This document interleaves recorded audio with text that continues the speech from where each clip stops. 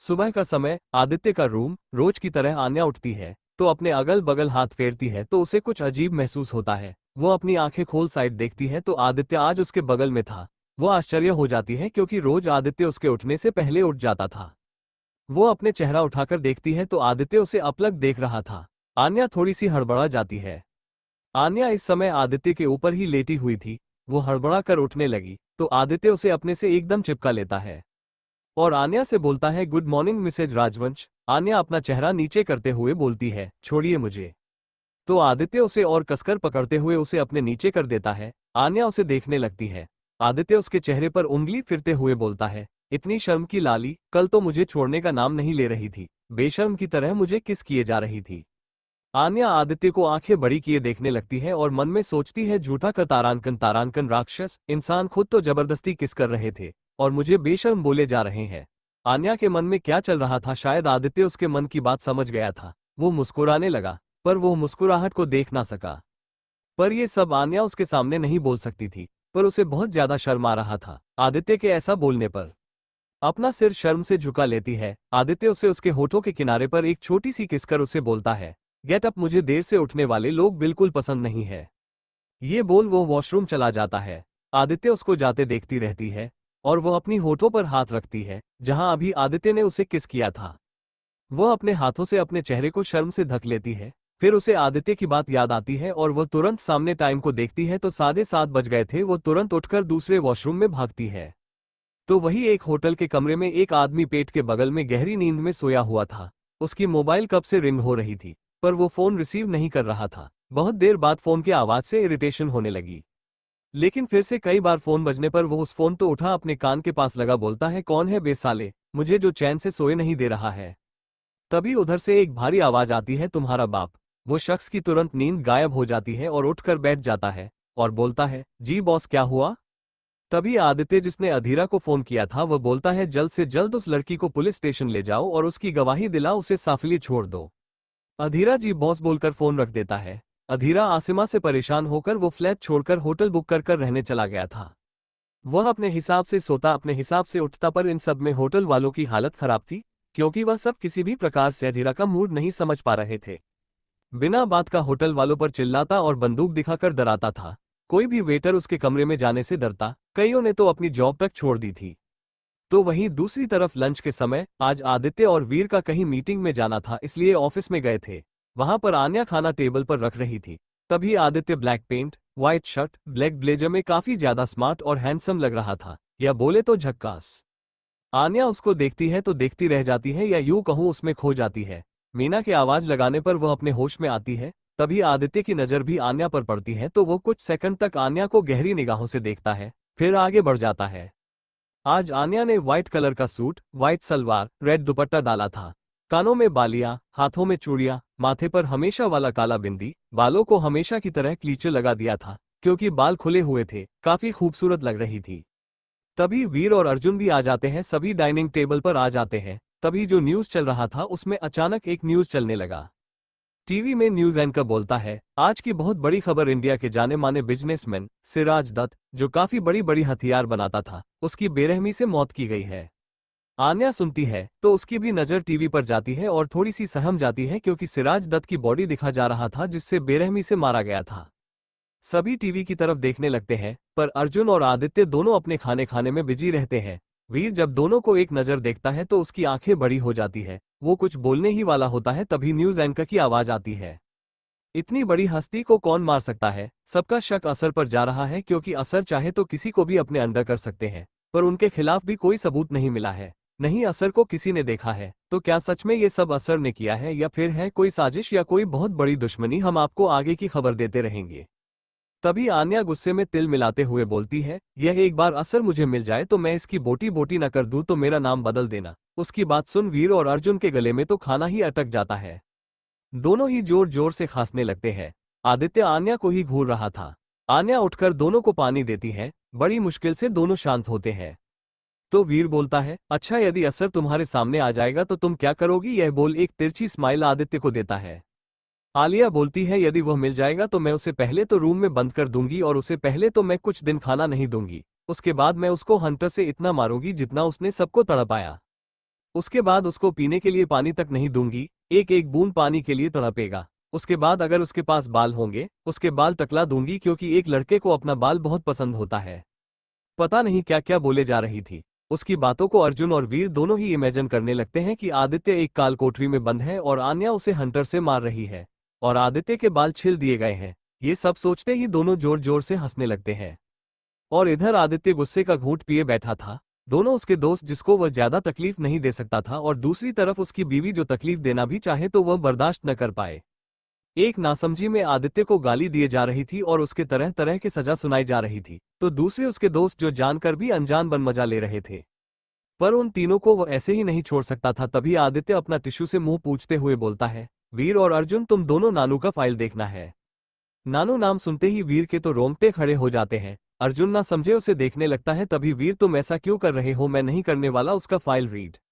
Aditya underscore this is my last order. Veer कुछ नहीं कहता, समझ जाता है कि वो उसका मजाक उड़ाया है इसलिए उसको पनिशमेंट मिली है।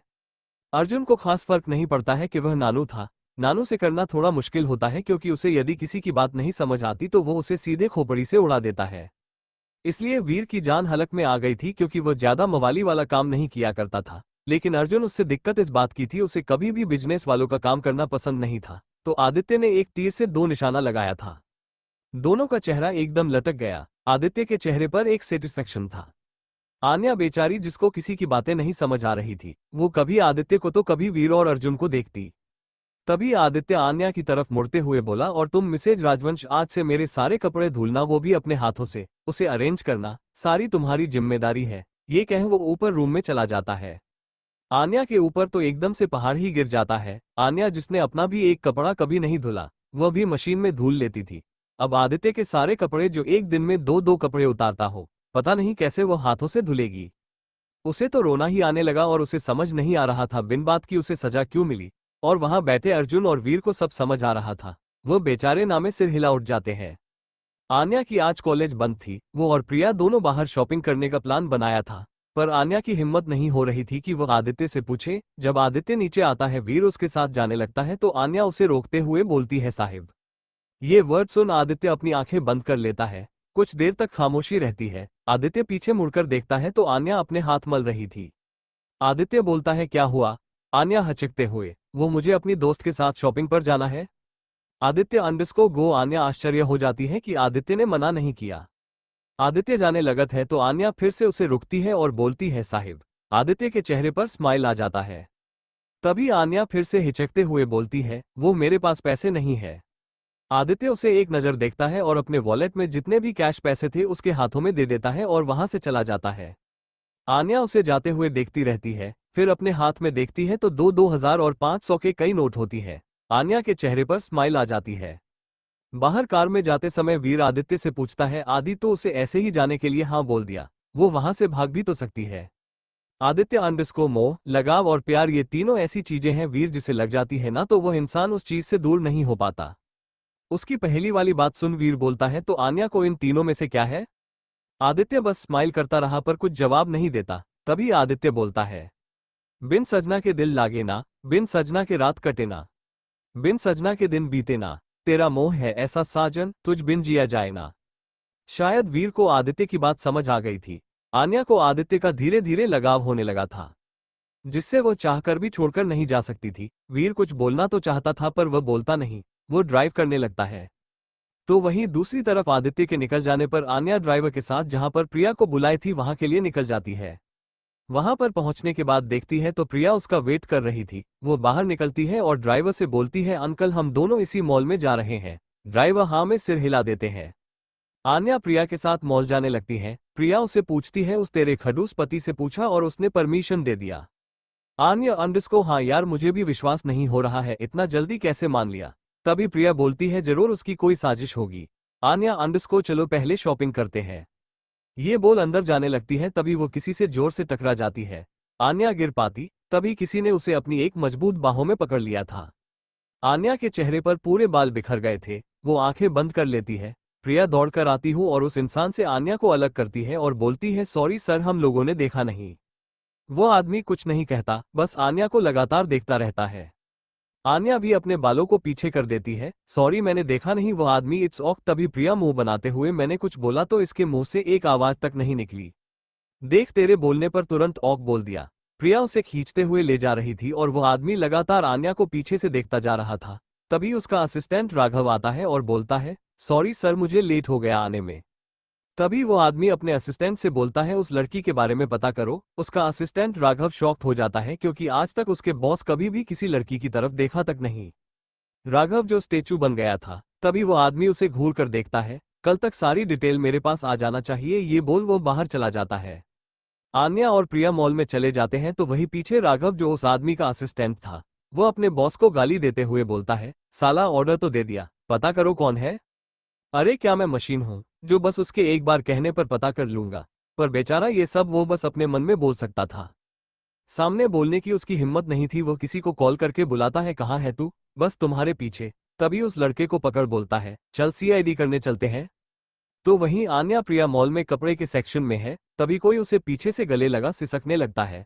आन्या थोड़ी सी शॉक्ड हो जाती है, पर उसे महसूस हो जाता है कि पीछे कौन है। उसके आंखों से भी आंसू आने लगते हैं। वो तुरंत पीछे मुड़ उसको गले लगा लेती है। ये कीर्ति थी जिसे प्रिया ने मॉल में बुलाया था ताकि वो आन्या से मिला सके। उसे आन्या की आने की उम्मीद तो जरा भी नहीं थी, लेकिन जब आन्या आ गई थी तो दोनों का मिलना तो तय था। कृति जोर से रोने लगती है तो प्रिया उसे मुंह पर हाथ रखते हुए बोलती है, अरे इतनी जोर से मत रो, देख रही है पता नहीं कौन सा चमचा इसके पीछे छुप छुप के खड़ा हो। तभी कीर्ति अपने मुंह पर हाथ रखते हुए सिसकने लगती है। आन्या की आंखों से आंसू आ रहे थे। वो दोनों एक तरफ जहां पर चेंज रूम की तरफ सोफा लगा था, वहां पर बैठ जाती है। कीर्ति पूछती है, कैसी हो दी। आन्या अंडरस्को कीर्ति, मैं ठीक हूं, तू बता कैसी है माँ पापा कैसे हैं। पापा तो बहुत उदास रहने लगे हैं, माँ भी अच्छे से नहीं खाना खाती। उन्हें आपकी हमेशा चिंता लगी रहती है क्योंकि वो आपसे बात नहीं कर पा रही है। कीर्ति बोलती है, और हर कोई आपसे मिलना चाहता है पर वह आदमी किसी से मिलने नहीं दे रहा है। वो आदमी आपको यहाँ कैसे आने दिया। आन्या कुछ सोचते हुए, ये बात तो मुझे भी नहीं समझ आ रही, पर कुछ भी हो आज मैं तुझसे मिल पाई, मैं इसी से बहुत खुश हूँ। तभी आन्या अंडरस्को कीर्ति, माँ को फोन लगाओ। कीर्ति तुरंत सुधा जी को कॉल लगाती है। सुधा जी जो इस समय घर पर ही थी, कीर्ति ने उन्हें बताया था कि वह आज आन्या से मिलने जा रही है। आन्या सुधा जी से बात करने लगती है। काफी देर तक उन दोनों में बातचीत होता है। इसमें सुधा जी बस यही कहा कि बहुत जल्द हुआ हम आपसे मिलने आ रहे हैं, और आलोक जी ने उसे आश्वस्त किया कि वह उसे उसके कैसे आजाद करा कर रहेंगे। पर आन्या कुछ नहीं बोलती है। प्रिया बोलती है, अब जल्दी करो आन्या, 3 घंटे निकल चुके हैं, अपने लिए कुछ खरीद लो, नहीं तो साथ तुम्हारे उस शैतान पति को लगेगा कि तुम किस लिए बाहर गई थी। फिर सब शॉपिंग करने लगते हैं, पर बेचारी उन सबको क्या पता कि जिससे बचने की सोच रही है वो इंसान सब कुछ देख रहा है। आदित्य आन्या की हर एक एक्टिविटी देख रहा था और उसके चेहरे पर एक खतरनाक स्माइल थी। आदित्य इस समय मीटिंग हॉल में था जहां पर सभी लोग मीटिंग कर रहे थे। आदित्य की इस तरह की स्माइल देख सभी डर जाते हैं कि उसे क्या गलती हुई कि जो आदित्य इस तरह से हंस रहा है। तभी आदित्य उन सबको डरते देख आदित्य थोड़ा तेज से बोलता है, मीटिंग ओवर। सभी धीरे से उठकर वहां से चले जाते हैं। तभी आदित्य अपने एक हाथ में सिगरेट जला अपने मुंह पर लगाते हुए बोलता है, रोहन। रोहन जो बाहर से आ चुका था वो बोला, जी boss. Aditya underscore Mrs Kapoor से जरा मीटिंग फिक्स करवाना। रोहन हैरानी से देखने लगता है और कोई क्वेश्चन नहीं करता और बोलता है, जी बॉस। वहीं दूसरी तरफ पुलिस स्टेशन, इस समय अधीरा पुलिस के हेड चेयर पर बैठ एक के ऊपर एक पैर किए बैठा अपना सिगार पी रहा था। वहीं पुलिस स्टेशन में कुछ डर का माहौल बना हुआ था। आशिमा, जिसे पूछताछ के लिए कमेटी बैठाई गई और वहां पर उससे पूछा जाने लगा कि उसके साथ क्या हुआ था। आशिमा ने शुरू से बताना शुरू किया कि कैसे वो ऑन द ड्यूटी पर थी। तभी उसे कुछ लोगों की बातें सुनाई दी जो ड्रग्स जहां से मिलता है उससे मिलने जा रहे थे। तो मैंने उनका पीछा करना जारी रखा और अपने कुछ दोस्तों को मैसेज भी कर दिया और अपने कंपनी के मैसेज कर अपनी लोकेशन कर दी, पर मुझे नहीं पता था उनमें से कुछ लोगों को पता चल गया है और वह लोग मुझे कुछ सुगाकर बेहोश कर दिए। पर उनकी एक गलती हुई कि वो मेरा फोन बैक मेरे साथ ही चलता चला गया। और जब मैंने अपनी आंखें खोली तो मैं अपने आप को एक आइलैंड पर पाए जहां पर चारों तरफ घना जंगल और दूर दूर तक कुछ नहीं था। मुझे बस इंतजार था कि कब मेरे भेजे हुए लोकेशन से कोई आया। आधीरा जो उसकी सारी बातें सुन रहा था वो मन में बोलता है, बेवकूफ लड़की। उसके चेहरे का एक्सप्रेशन दे जैसे आशिमा को पता चल गया हो और वो अधीरे को घूरने लगी। उसका घूरना देख पुलिस वालों की हालत खराब थी पर किसी ने कुछ नहीं कहा। आशिमा उठने लगी तो उसका पैर थोड़ा मोच के कारण वो बैठ गई। तभी एक पुलिस वाला उसको हाथ से पकड़ उठाते हुए, क्या हुआ माम, सब ठीक है। आसिमा हाँ बोल धीरे धीरे उठकर आगे चलने लगी। तभी अधीरा वहां से उससे उठ चलते हुए उस पुलिस वाले के पास जाता है और अपने मुंह से सिगरेट निकाल जिस हाथ से उसने आशिमा को पकड़ा था उसी हाथ के ऊपर सिगरेट रख देता है। वो पुलिस वाला जोर से चिल्लाने लगता है। तभी अधीरे उसके मुंह में वही मेज पर रखी कपड़े को भर देता है जिससे उसकी आवाज अंदर ही रह जाती है। फिर वो आसमा के पीछे चला जाता है। तो वही मॉल में उन सब की सारी शॉपिंग हो चुकी थी, बस अभी बाहर आए रहे थे। तभी उन्हें एक जगह पर भीड़ नजर आती है। वो सब वहां जाकर देखती है तो एक बुजुर्ग महिला जो लंबी लंबी सांसें ले रही थी और उन्हीं के बगल में बैठी एक मिडिल एज एक औरत जो देखने से काफी बड़े घराने की लग रही थी और कुछ लोग उनके अगल बगल खड़े थे। आन्या और प्रिया एक दूसरे को देखती है, वो सभी को हटाने लगती है। सभी उन्हें घूरते हैं तो वो बोलती है पहले आपको हवा का स्पेस दीजिए। जब कोई इस तरीके से बीमार पड़े तो आप लोग भीड़ लगाकर खड़े हो जाते हैं। प्रिया जोर से चिल्लाए। आन्या उस औरत के पास जाकर बैठ जाती है। आन्या उस औरत से पूछती है आंटी इन्हें क्या हुआ है। वह औरत अंडस्को बेटा इन्हें शुगर की बीमारी है, शुगर लेवल कम हो गया है, बस अचानक से गिरने पर डॉक्टर आने वाले हैं यहाँ पर। तभी आन्या तुरंत अपने बैग में कुछ खोजने लगती है। तभी उसे एक चॉकलेट मिलता है। आन्या चॉकलेट का रैपर खोल उस औरत से पूछती है क्या मैं इन्हें खिला सकती हूँ आंटी। वो बोलती है बेटा इससे क्या होगा। तो आन्या बोलती है कि हम एक मेडिकल स्टूडेंट है, छोटी छोटी नॉलेज अभी हम लोग को है। थोड़ी हवा मिलने से, चॉकलेट खाने से उस दादी की सेहत थोड़ी अच्छी लगने लगी थी। तभी प्रिया उन्हें बोतल खोल पानी पिलाती है। तभी कुछ देर में डॉक्टर आ जाते हैं, उन्हें चेक करते हैं और वो बोलते हैं आपने अच्छा किया कुछ मीठा खिला दिया। वो दोनों मुस्कुरा देती हैं। डॉक्टर सुई लगा चले जाते हैं। तभी वो औरत आन्या से बोलती है आप दोनों का बहुत बहुत धन्यवाद, हमें बहुत खुशी हुई आप दोनों से मिलकर। कीर्ति के बुलाने पर दोनों चली जाती है। तभी दादी कहती है कितनी अच्छी बच्चियां हैं मेरे दोनों पोते के लिए परफेक्ट। तभी वो औरत थोड़ी मायूस होकर बोलती है माँ जो चीज पॉसिबल नहीं है उसके बारे में क्या सोचना। ये बोल वो लोग भी चले जाते हैं। उधर राघव जो आन्या के पीछे लगा हुआ था, आन्या के अचानक गायब होने से अपना सिर पकड़ बैठा हुआ था। उसे समझ नहीं आ रहा था कि वह अपने उस पागल बॉस से जाकर क्या कहे। आदित्य के ऑफिस, आदित्य अपने बालकनी में बाहर की ओर देखते हुए खड़ा था। तभी उसके पीछे अर्जुन आकर खड़ा हो जाता है। आदित्य क्या खबर है राका। अर्जुन अंडरस्को बॉस केडी हमारे खिलाफ आपके सबसे बड़े दुश्मन को खड़ा कर रहा है और वो इंडिया आ चुका है और उसका साथ मिस्टर कपूर भी दे रहे हैं। आदित्य के चेहरे पर स्माइल आ जाती है। वो अपने पॉकेट में हाथ डाले पीछे राका से बोलता है जिसे बुलाना है बुलाने दो, जिस चीज को छीनने की कोशिश कर रहे हैं वो चीज अपना वजूद बनाने से पहले मेरी थी। जो मेरे रूह तक समा चुका हो वो किसी और को कैसे मिल सकता है। मुझे कोई छुए इतनी औकात किसी की नहीं है, तो मेरे रूह को कोई कैसे छू सकता है। तभी अर्जुन बोलता है क्या ऑर्डर है बॉस। आदित्य बोलता है तुम सब मेरे बारात में नहीं जा सके, चलो तुम लोग को ससुराल ले चलता हूँ। ये बोल हंसने लगता है। राका के भी चेहरे पर एक स्माइल आ जाती है। कपूर ऑफिस, आलोक का फोन बजता है। वो फोन पर नंबर देख तुरंत रिसीव करते हैं। तभी उधर से हंसते हुए केडी बोलता है अरे वाह मिस्टर कपूर बड़ी जल्दी है मुझसे बात करने की, एक दो रिंग भी नहीं किया आपने तो रिसीव कर लिया। आलोक जी थोड़े से गुस्से में जो बात करनी है स्पष्ट और तुरंत कहिए, मैं अपनी बेटी को कब ला सकता हूँ। तभी उधर से केडी बोलता है अरे रुकिए मिस्टर कपूर यह कोई आसान नहीं है। शेर के मुंह के पास से शिकार को लाना है, थोड़ा समय तो लगेगा ही, पर हाँ एक गुड न्यूज जरूर है। जहां तक मुझे अपने सूत्रों से पता चला है आदित्य राजवंश आपके घर पर मेहमान नवाजी करने आ रहा है। आलोक जी थोड़े शॉक्ड हो जाते हैं। तभी केडी बोलता है मैंने आपका काम कर दिया है और उसे पूरी तरीके से चंगुल से छुड़ाने के लिए भी मेरा वजीर आ चुका है। बस मैंने जो आपसे कहा था वो काम आप करवा देंगे ना। केडी थोड़ा संचित होकर बोला आलोक जी कुछ सोचते हुए यदि मेरी बेटी एक बार मुझसे मिल जाए, पहला काम आपका हो जाएगा, बाकी का काम मेरी बेटी उस नर्क से छूटने के बाद होगा। केडी फोन काट देता है। तभी मिस्टर कपूर बोलते हैं आदित्य तुम्हारे लाइफ से अपनी बेटी को छुड़ाने के लिए मैं तुम्हें बर्बाद भी कर सकता हूँ, मुझे बस मेरी बेटी मेरे पास चाहिए, तुम जैसे हैवान के पास नहीं। ये कह वो अपना चेहरा छुपा लेते हैं। तो वही रात के समय आन्या इस समय अपने बालकनी में खड़ी हो दौड़ रही थी, ठिठुरने की वजह और पानी से भींगी हुई थी।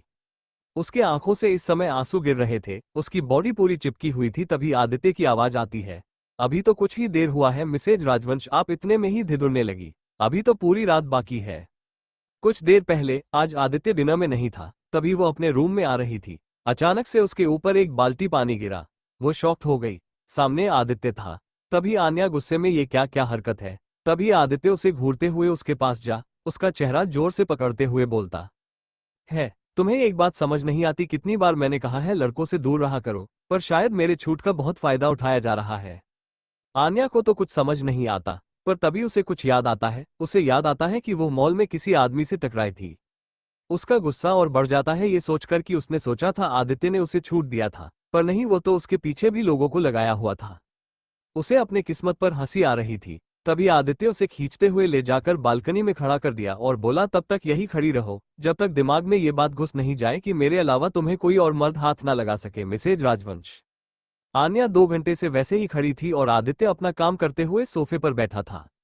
आन्या गुस्से में चिल्लाते हुए बोलती है, मुझे नफरत हो रही है आपसे। आदित्य काम करते हुए, होनी भी चाहिए।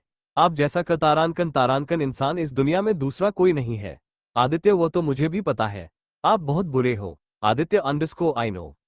आपको एक लड़की को इतना टॉर्चर करते हुए शर्मानी चाहिए। आप भी एक माँ के ही बेटे हो। इस तरह से किसी लड़की का अपमान करना शोभा नहीं देता।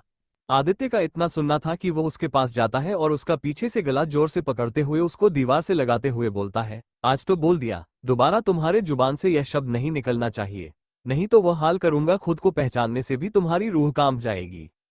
आन्या के ऐसा बोलने से आदित्य गुस्से में भर जाता है और वो उसे दीवार से सटाते हुए बोलता है, आज तो ये शब्द बोल दिया, दोबारा ऐसा शब्द तुम्हारे मुंह से नहीं निकलना चाहिए, नहीं तो तुम्हारी ऐसी हालत करूंगा कि तुम्हारी रूह तक कांप जाएगी।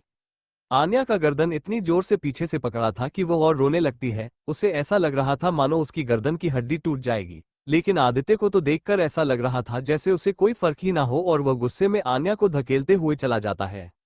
आन्या जब आदित्य के हाथों के गिरफ्त से छूटती है तो वह अपनी गर्दन पर हाथ रखती है, तो दर्द के कारण वह अपना हाथ हटा लेती है। उसे बहुत तकलीफ हो रही थी। वो वहीं सोफे पर सिर का माथा टेक लगाकर रोने लगती है। आंसू जमीन पर गिरने लगती है।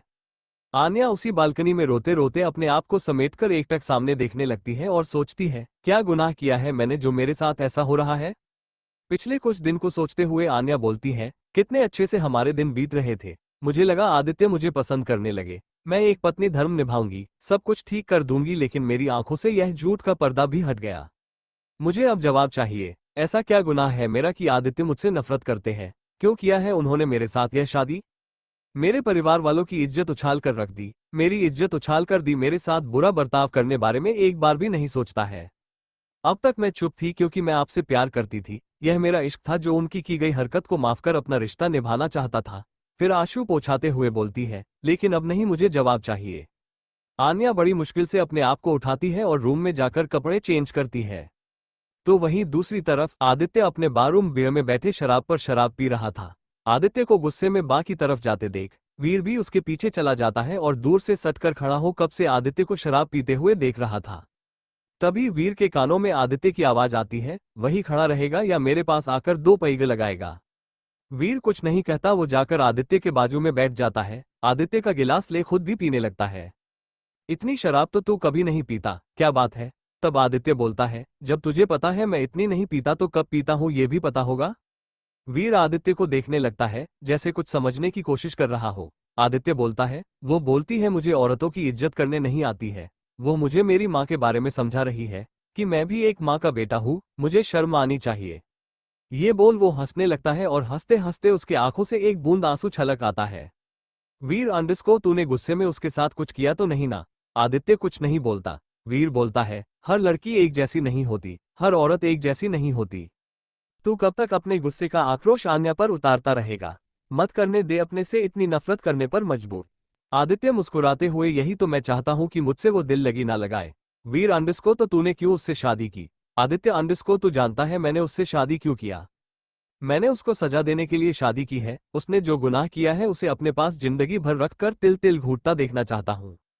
तूने इस बारे में पता लगाया था ना, आन्या निर्दोष है ना। आदित्य अंडरस्को, पर वजह भी तो वही है ना। आज उसके वजह से मेरी सबसे कीमती चीज उन लोगों के पास है, पता नहीं कैसे होगी मेरी बच्ची।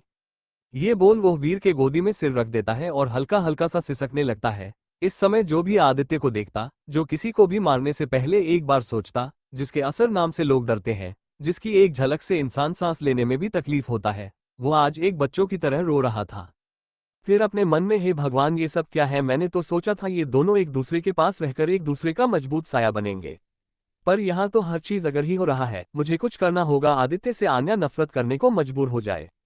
आदित्य की तरफ देखकर, मैं जानता हूँ अभी तो भी आन्या से प्यार करता है, वह भी आज से नहीं बरसों से, तो तू उसे चाहकर भी तकलीफ नहीं दे सकता। पर तेरा ये गुस्सा, पास्ट में हुई चीजें खुद पर हावी हो जाती है और उसका ज्यादातर शिकार आन्या हो रही है। मुझे आन्या को बचाना है। मैं तुम दोनों को एक देखना चाहता हूँ और अलग नहीं। तो वहीं दूसरी तरफ आन्या अपने बिस्तर पर लेटी एकटक ऊपर देख रही थी। उसके आंखों से आंसू निकल रहे थे। वो बार बार अपने साइड दिखती जहां आदित्य नहीं था। आन्या माने चाहे ना माने, चाहे वो कुछ भी कह ले, उसे आदित्य की आदत लग चुकी थी और फिर से अपने एक बार साइड देख आंख से आंसू निकल जाते हैं। यह इश्क प्यार ऐसा ही होता है जनाब, हर गलती को भी भुलाने का जी चाहता है। रूठ जाए सनम तो मनाने को दिल चाहता है, दिमाग नफरत भी करने को चाहे तो ये दिल उससे मोहब्बत का आगाज चाहता है। अगला दिन प्रिया और आन्या दोनों लंच के टाइम बैठकर खाना खा रहे थे। प्रिया आन्या को देखते हुए बोलती है, जितना तू मुझे बता रही है उस हिसाब से मुझे लगता है कि तेरा पति खिसका हुआ है। आन्या उसे घूर कर देखती है तो प्रिया कहती है, पर हाँ तेरे बातों में एक बात गौर करने की जरूर थी। तो प्रिया अपना समोसा पेट के अंदर डालते हुए बोलती है, जब तूने उसे उसकी माँ और औरत की बात कही तभी उसने तेरे साथ इतना गलत बर्ताव किया। नहीं तो उसके पहले तुम दोनों की हस्बैंड वाइफ वाली स्टोरी अच्छी चल रही थी। इसका मतलब जरूर उसके पास कुछ गलत हुआ है, या फिर बहुत बुरा जो उसके माँ से जुड़ी हुई है, इसलिए तेरे ऐसा कहने से उसने किया। अगर वो तुझे किसी और आदमी के पास जाने से तुझे कभी चूहा वाले रूम में तो कभी पानी में भींगा कर यदि वो टॉर्चर कर रहा है, इसका मतलब दो है। या तो वो तुझसे बहुत ज्यादा नफरत करता है या फिर वो तेरे लिए ओवर पोजेसिव है। आन्या उसकी तरफ देखने लगती है तो प्रिया पानी पीते हुए बोलती है, क्योंकि यदि कोई इंसान किसी से प्यार करता है तो वो किसी भी दूसरे आदमी के पास अपने वाइफ को जाते नहीं देख सकता। देख, मैंने जितने भी किताबी भाषा पढ़ी है और कुछ प्यार करने वाली चमचों से पूछा, उस हिसाब से मुझे इतना ही समझ आया। बाकी ना मैं प्यार करती हूँ ना मैं जानती हूँ कि क्या होता है। आन्या प्रिया के हर बात को ध्यान से सुन रही थी और इसी सोच में गुम हो जाती है। दरअसल आन्या को कुछ समझ नहीं आ रहा था और कुछ बातों को सोचकर एक बार देखना चाहती थी कि आदित्य कभी कभी अच्छा तो कभी कभी बुरा बर्ताव उसके साथ क्यों करता है। इस बारे में उसे प्रिया सही लगी, इसलिए उसने अपनी सारी बात प्रिया को बताई। प्रिया अंडरस्को, और जो तू चाहती है कि तू जाकर उस आदित्य से जाकर पूछेगी कि तुम मुझसे नफरत क्यों करते हो, तुमने मुझसे शादी क्यों की वगैरह वगैरह, वह तुझे कुछ नहीं बताने वाला, क्योंकि अगर उसे बताना होता तो वो तुझे बता चुका होता। कुछ तो तुझसे जुड़ी पास्ट है जो तेरे माँ पापा भी कुछ कर नहीं पा रहे हैं, जबकि वो लोग भी काफी पावरफुल है। तो मुझे लगता है इस बारे में तुझे अपनी माँ से या अपने पापा से बात करनी चाहिए। आन्या को प्रिया की बात सही लगी। वही दोनों इस बात से बेखबर आदित्य अपने सीट पर टेक लगाए आन्या की बातें सुन रहा था। आदित्य बोलता है, नॉट बैड मिसेज राजवंश, मुझे जानने की कोशिश की जा रही है, पर अफसोस कि मुझे जान नहीं पाओगी। जब मैं खुद नहीं जानता कि मैं क्या हूं तो तुम कैसे जान पाओगे। तब वही दूसरी तरफ आन्या अपने मन में सोचती है, मैं आपको जानकर रहूंगी आदित्य क्यों कर रहे हैं मेरे साथ ऐसा। बहुत मुद्दतों बाद आपसे मिली हूँ, आपके इन दिए जा रहे कष्ट से मैं टूट जाऊंगी तो आप गलत है। फ्लैशबैक, रात को आन्या को प्यास लगने की वजह से जब पानी देखती है तो पानी नहीं था। वो जग लेकर नीचे जाने लगती है, तभी उसे किसी किसी के सिसकने की आवाज आती है। क्योंकि बार रूम में वीर रूम में आदित्य के पास जाता है तो दूर खुला ही रह जाता है। आन्या उस तरफ जाती है तो देखती है आदित्य वीर के गोद में सिर रखकर लेटा हुआ है। आन्या बस इतना ही सुन पाई थी कि मैं उसे अपने से नफरत करने पर मजबूर कर दूंगा।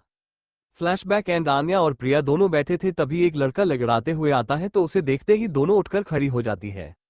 वो उन दोनों के पास बैठता है, तभी प्रिया बोलती है, अरे पीयूष तुझे क्या हुआ, तू कैसा मार खाकर आ रहा है, कहीं कोई लड़की तो नहीं छोड़ दी। पीयूष उसे घूर कर देखता है और बोलता है, मेरी हालचाल नहीं पूछना है तुम लोगों को, तुम लोग को ये पता चल गया मैं किसी लड़की को ही छेड़ रहा था। अरे एक लड़की छेड़ा होता तो भी एक सुकून रहता, पता नहीं कौन सा सन की आदमी था जो मुझे पीट कर चला गया। तभी आन्या अंडरस्को पर हुआ क्या था। तभी पीयूष बताता है, 2 दिन 3 दिन पहले जब वो मार्केट से आ रहा था तभी एक आदमी उसके चेहरे पर कपड़ा लगा उसको एक सुनसान जगह पर लाकर उसे खूब धोया और बोला, आज के बाद उस लड़की से दूर ही रहना। मैं पूछता रह गया किस लड़की से दूर रहना है, पर पता नहीं कैसा सनकी आदमी था, मारा और चला गया। अब उसके वजह से मैं किसी लड़की को आंख उठाकर भी देखने से डर रहा हूं, इसलिए तुम दोनों भी मुझसे दूरी बनाकर रहना। साले ने मेरी हाथ की हड्डी तोड़ दी। प्रिया और आन्या एक दूसरे को देखती है, फिर दोनों खिलखिलाकर हंसने लगती है। तभी आन्या उसके हाथ पर हाथ रखने वाली थी। पीयूष एक कदम पीछे हो बोलता है, अरे यार कोई मत छुओ, पता नहीं वो सनकी आकर मेरा क्या हाल कर दे। तो आइए जानते हैं, ये है पीयूष भारद्वाज, आन्या और प्रिया की स्कूल टाइम दोस्त। भारद्वाज फैमिली भी काफी ऊंची फैमिली थी और उनका इकलौता बेटा पीयूष भारद्वाज, जो आन्या और प्रिया से क्लास 9th में मिला था, उस समय पीयूष इन दोनों का 2 साल बड़ा सीनियर था। तीनों भी एक ही फील्ड में जाना चाहते थे, इसलिए पीयूष 2 साल पहले से ही यहाँ पर मेडिकल की पढ़ाई करता है। पीयूष का भी 5 फुट 8 इंच हाइट, हल्का सिल्की बाल, चौड़ी पर्सनैलिटी, काफी ज्यादा एलिगेंट लगता था। सारे लोग कॉलेज में उसके दीवाने हुआ करते थे। या यूं कहूं होते हैं, एक तो अमीरी ऊपर से खूबसूरती दोनों ही लोगों को अपने आगे झुकने पर मजबूर करती है। अब ऐसे इंसान को ऐसी हालत में देख अब आन्या और प्रिया हंसे नहीं तो क्या करें। वही कपूर हाउस 2 बार दूर बजता है। एक लड़की आती है, सामने वाले इंसान को देख उनके गले लग जाती है। बड़े पापा, आई एम हियर। सामने आलोक जी दूर खोलते हैं। वो बोलते हैं, इतना दिन बाद आपको देख रहे हैं।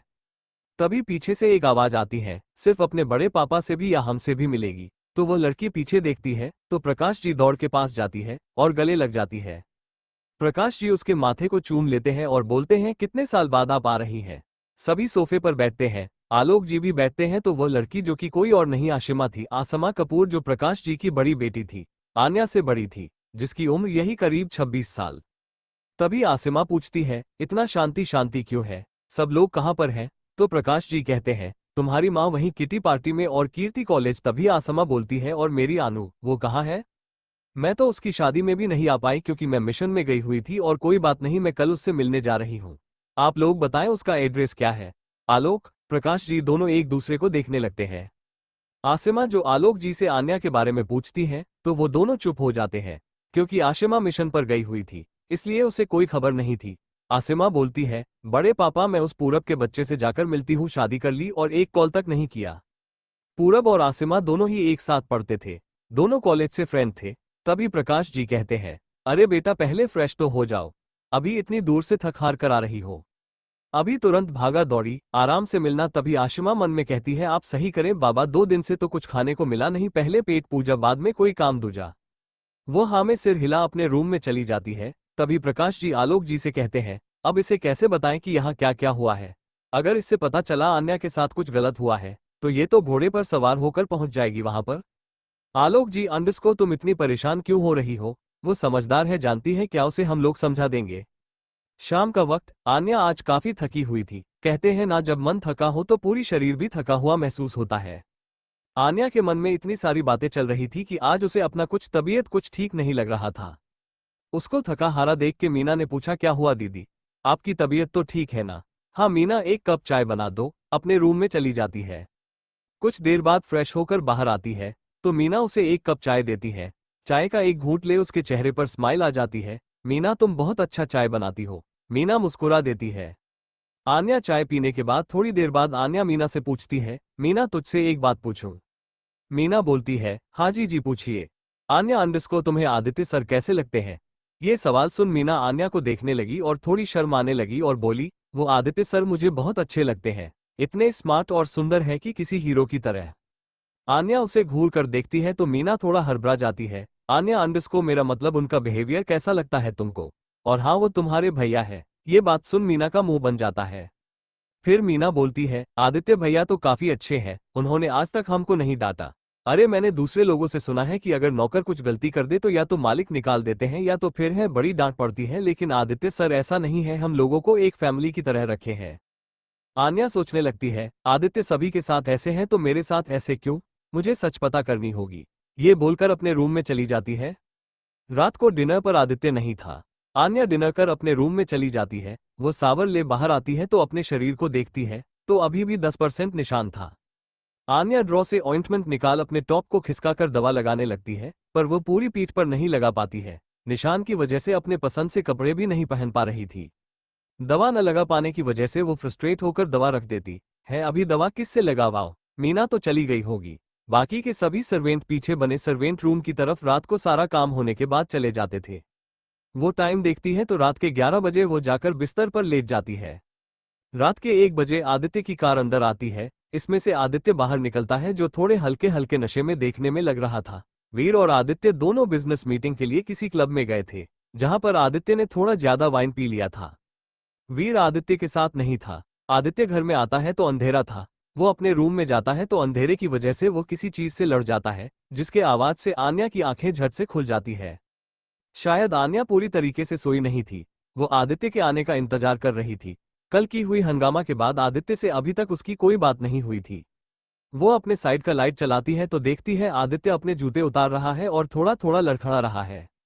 आन्या तुरंत आदित्य के पास जाती है और थोड़ी हिचकिचाहट के साथ बोलती है, मैं हेल्प कर दूं। आदित्य अपनी नजरें उठा आन्या को देखता है। आदित्य कुछ नहीं बोलता, अपने जूते निकाल बाथरूम में चला जाता है। आन्या का मुंह बन जाता है। वो थोड़ी गुस्से में बोलती है, कल रात टॉर्चर किया इसने और खड़ूस गुस्सा मुझसे हो रहा है। गुस्सा तो मुझे होना चाहिए और एटीट्यूड मुझे दिखा रहा है। आदित्य बाथरूम से थोड़ी देर बाद आता है। उसने एक सिंपल हाफ पैंट और टी शर्ट पहनी हुई थी। वो बालकनी में चला जाता है और वहां सोफे पर बैठ सिगरेट निकाल अपने मुंह पर रखता है।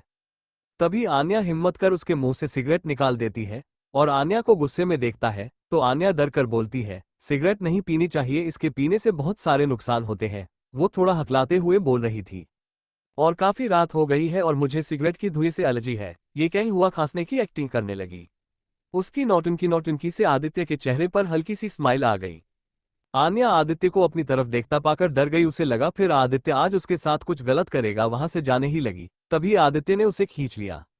आन्या सीधे उसकी गोद में बैठ जाती है। उसकी पीठ आदित्य के सीने से लग जाती है। आन्या की सांसें तेज हो जाती है। आन्या अपना हाथ अपने दिल पर रख लेती है। तभी आदित्य उसके कमर में हाथ डाल उसको अपने पास खींच लेता है और उसके कान के पास जा बोलता है, सॉरी। ये बात सुन आन्या की तो होश ही उड़ गए। उसे विश्वास नहीं हुआ। वो तुरंत मुड़कर आदित्य को देखने लगी और बोली, क्या कहा आपने? उसकी आवाज में हल्का कंपन था। ऐसा लग रहा था जो सुना वो सुनकर भी विश्वास नहीं कर पा रही हो। तो आदित्य उसके आंखों में देखते हुए थोड़े गुस्से में बोलता है, मैं अपनी बात नहीं दोहराता। आन्या की आंखों से आंसू आ जाते हैं और आदित्य के गले लग जाती है। ओ आदित्य भी उसे कसकर बाहों में भर लेता है। आन्या रोते हुए बोलती है, क्यों किया आपने ऐसा? आदित्य कुछ नहीं बोलता। वो तो बस आन्या को महसूस करने में लगा था, जैसे वह कितने समय बाद आन्या से मिल रहा हो। आन्या की करीबी ही उसकी सारी थकान मिटा देती थी, पर कल आन्या के बोले हुए शब्दों से वो गुस्से में आ जाता है और वह आन्या के साथ गलत कर बैठता है, जिसके लिए वो अपने आप से प्रॉमिस किया था कि वो आन्या को इस तरह का हर्ट नहीं करेगा। आन्या जो कब से अपनी रो रो कर शिकायतें कर रही थी। आदित्य उसे थोड़ा भारी आवाज में बोलता है कि आज के बाद कभी मुझसे बदतमीजी से बात नहीं करना। आन्या हाँ में सिर हिला उसके गले लग जाती है। आदित्य के चेहरे पर एक तिरछी स्माइल आ जाती है। आदित्य आन्या से कहता है, तुम्हारे लिए कल सरप्राइज है। आन्या नासमझी में उसे देखने लगती है। तो आदित्य उसके चेहरे से बालों को पीछे करते हुए बोलता है, एंड आई नो तुम्हें सरप्राइज बहुत पसंद आएगा, लेकिन उस सरप्राइज के बदले मुझे एडवांस में कुछ चाहिए। ये कह वो उसके होठों पर अपनी अंगूठा रब करने लगता है। आन्या जिसने इस समय सर आदित्य की तरफ की थी, वह उसके सीने में अपना सर छुपा लेती है। आदित्य उसका चेहरा ऊपर कर उसकी आंखों में देखने लगता है। आन्या भी आदित्य की तपती निगाहों को अपने ऊपर महसूस कर उसकी आंखों में देखने लगती है। फिर उसके आंखों को ध्यान से देखने लगती है, जैसे उसे समझने की कोशिश कर रही हूं, पर थोड़ी ही देर में आन्या अपनी आंखें बंद कर लेती है, क्योंकि आदित्य उसके होठों को अपने कब्जे में ले चुका था। आदित्य धीरे धीरे उसके होठों पर अपना दबाव बनाने लगता है और उसे मजबूती से किस करने लगता है। वो कभी उसके ऊपर के होठों को तो कभी नीचे के होठों किस और सक करने लगता है। आदित्य अपनी आंखें बंद कर अपनी एक हाथ उसके टॉप के अंदर डालता है और उसे सहलाने लगता है, जिससे आन्या के हाथ आदित्य के सीने पर मजबूत हो जाते हैं। जैसे जैसे आदित्य का हाथ आन्या के कमर पर मूव कर रहा था, वैसे वैसे आन्या के शरीर में रोंगटे खड़े हो रहे थे। आदित्य पैशन के साथ किस करने लगता है। वो आन्या की होठों को छोड़ अपने होंठ आन्या के गर्दन पर रख देता है। आन्या अपनी गहरी गहरी सांसें लेने लगती है। आन्या अपनी आंखें बंद कर आदित्य को महसूस करने लगती है। उसे ये सब बहुत अच्छा लग रहा था। अपने प्यार के साथ प्यार करना कहाँ किसी को बुरा लगता है। तभी आदित्य उसके गर्दन को चूमते हुए अपनी शर्ट धीरे धीरे निकालने लगता है। आदित्य अपनी शर्ट निकाल एक तरफ रख आन्या को किस करने लगता है। आन्या की सांसें उखड़ने लगती है तो आदित्य उसे छोड़ता है। आन्या जब आदित्य की तरफ देखती है तो शर्म से अपनी आंखें नीची कर लेती है, क्योंकि आदित्य उसके काफी नजदीक शर्टलेस था। उसकी ब्रॉड चेस्ट को देख सकती थी और उसकी सांसें भी तेज होने लगी। तभी आदित्य आगे बढ़ आन्या की टी शर्ट ऊपर करने लगता है। आन्या थोड़ी सी हड़बड़ाई उसकी तरफ देखने लगती है। उसकी आंखों में आंखें मिलते ही वह अपनी नजर लेती है। आदित्य आन्या की टी शर्ट निकाल देता है। आन्या इस समय सिर्फ ब्लैक कलर के ब्रा में काफी हॉट लग रही थी। आदित्य उसके शरीर की बनावट को एक बार देखता है और उसे अपने पास खींच लेता है। आदित्य के ऐसे देखने पर आन्या उसके सीने से लग जाती है। आन्या सिर्फ एक ब्रा और आदित्य शर्टलेस, दोनों की शरीर में कुछ अजीब सी हरकत होने लगती है। ठंडी हवा जब आन्या को छूने लगती है तो आन्या आदित्य की ओर पास आने लगती है। आदित्य उसे फिर से किस करने लगता है। आन्या उसे मजबूती से पकड़ लेती है। आदित्य उसे किस करते हुए अंदर रूम में आता है और उसे बेड पर बैठा देता है। वह आन्या को बेड पर लेटा फिर से उसे किस करने लगता है। उसके गाल, उसके माथे, उसके गर्दन पर किस करने लगता है और लगातार उसके कमर को सहला रहा था। तभी आदित्य धीरे धीरे उसके थोड़े थोड़े दिख रहे क्लीवेज पर अपने होंठ रख देता है। आन्या उसके बालों को कसकर पकड़ लेती है। आदित्य लगातार आन्या के क्लीवेज को सक करने लगता है और उसे थोड़ा थोड़ा बाइट करने लगता है। तभी आदित्य ऊपर से किस करते हुए उसके कमर और नाभि पर होठ रख देता है। ऐसे किस करने से आन्या की हालत खराब होने लगती है, उसको फिर से पसीना आने लगता है, जिसे महसूस कर आदित्य तुरंत उसके ऊपर से हटकर आन्या को देखने लगता है, जो आंखें बंद कर हल्का हल्का शरीर कांपने से हिल रही थी। वो तुरंत उसे अपने सीने से लगा लेता है और जोर से पकड़कर अपने से चिपका लेता है। आदित्य के सीने से लगते ही आन्या अपनी आंखें कसकर बंद कर लेती है, जैसे उसे एक सुकून मिल गया हो। कुछ देर बाद आदित्य सर नीचे कर आन्या को देखने लगता है, तो आन्या सो चौकी थी। आदित्य उसका चेहरा ऊपर कर उसके चेहरे को ध्यान से देखने लगता है और बोलता है, बहुत जल्द तुम्हारी इस तकलीफ का कारण पता कर लूंगा। यदि मुझे पता चला कि तुम्हें मेरे अलावा किसी और ने तकलीफ देने की कोशिश की है तो उसे ऐसी सजा दूंगा जो अपने मौत के लिए भी भीख मांगेगा, क्योंकि तुम्हें सजा देने का हक सिर्फ आदित्य राजवंश का है। अगली सुबह आन्या जब सुबह उठती है तो वह देखती है बिस्तर पर अकेली है। वो जम्हाई लेते हुए उठती है, तभी उसकी नजर अपने आप आ जाती है जिसने सिर्फ एक शर्ट पहना था। तभी उसे कुछ याद आता है तो वो शर्म से अपना चेहरा छुपा लेती है, फिर अपने आप से बोलती है, आन्या तू क्या सोच रही है? वो तेरा ही पति है। पर कुछ सोचकर वो उदास हो जाती है। उसे इस बात का कष्ट होता है कि वो किसी के सामने नहीं कर सकती थी वो किसकी पत्नी है। आदित्य ने उसे ये हक नहीं दिया। फिर अपने सिर को झटकते हुए उठकर बाथरूम में चली जाती है। हाँ, आन्या जब अपना कपड़ा रिमूव करती है तो देखती है उसके पूरे शरीर पर हल्की लाल लाल निशान थे। वो ज्यादा डार्क नहीं थे क्योंकि आदित्य उसके साथ बहुत जेंटली था। वो निशान देख उसके चेहरे पर स्माइल आ जाती है। तभी उसे अपने बॉडी पर कुछ चिपचिपा सा महसूस होता है, तो वो स्मेल करती है, तो वो ऑइंटमेंट था। वो सोचती है उसने तो नहीं लगाया। तभी उसके चेहरे पर स्माइल आ जाती है, यानी कि आदित्य ने लगाया है। ये सोचकर शर्म आ जाती है।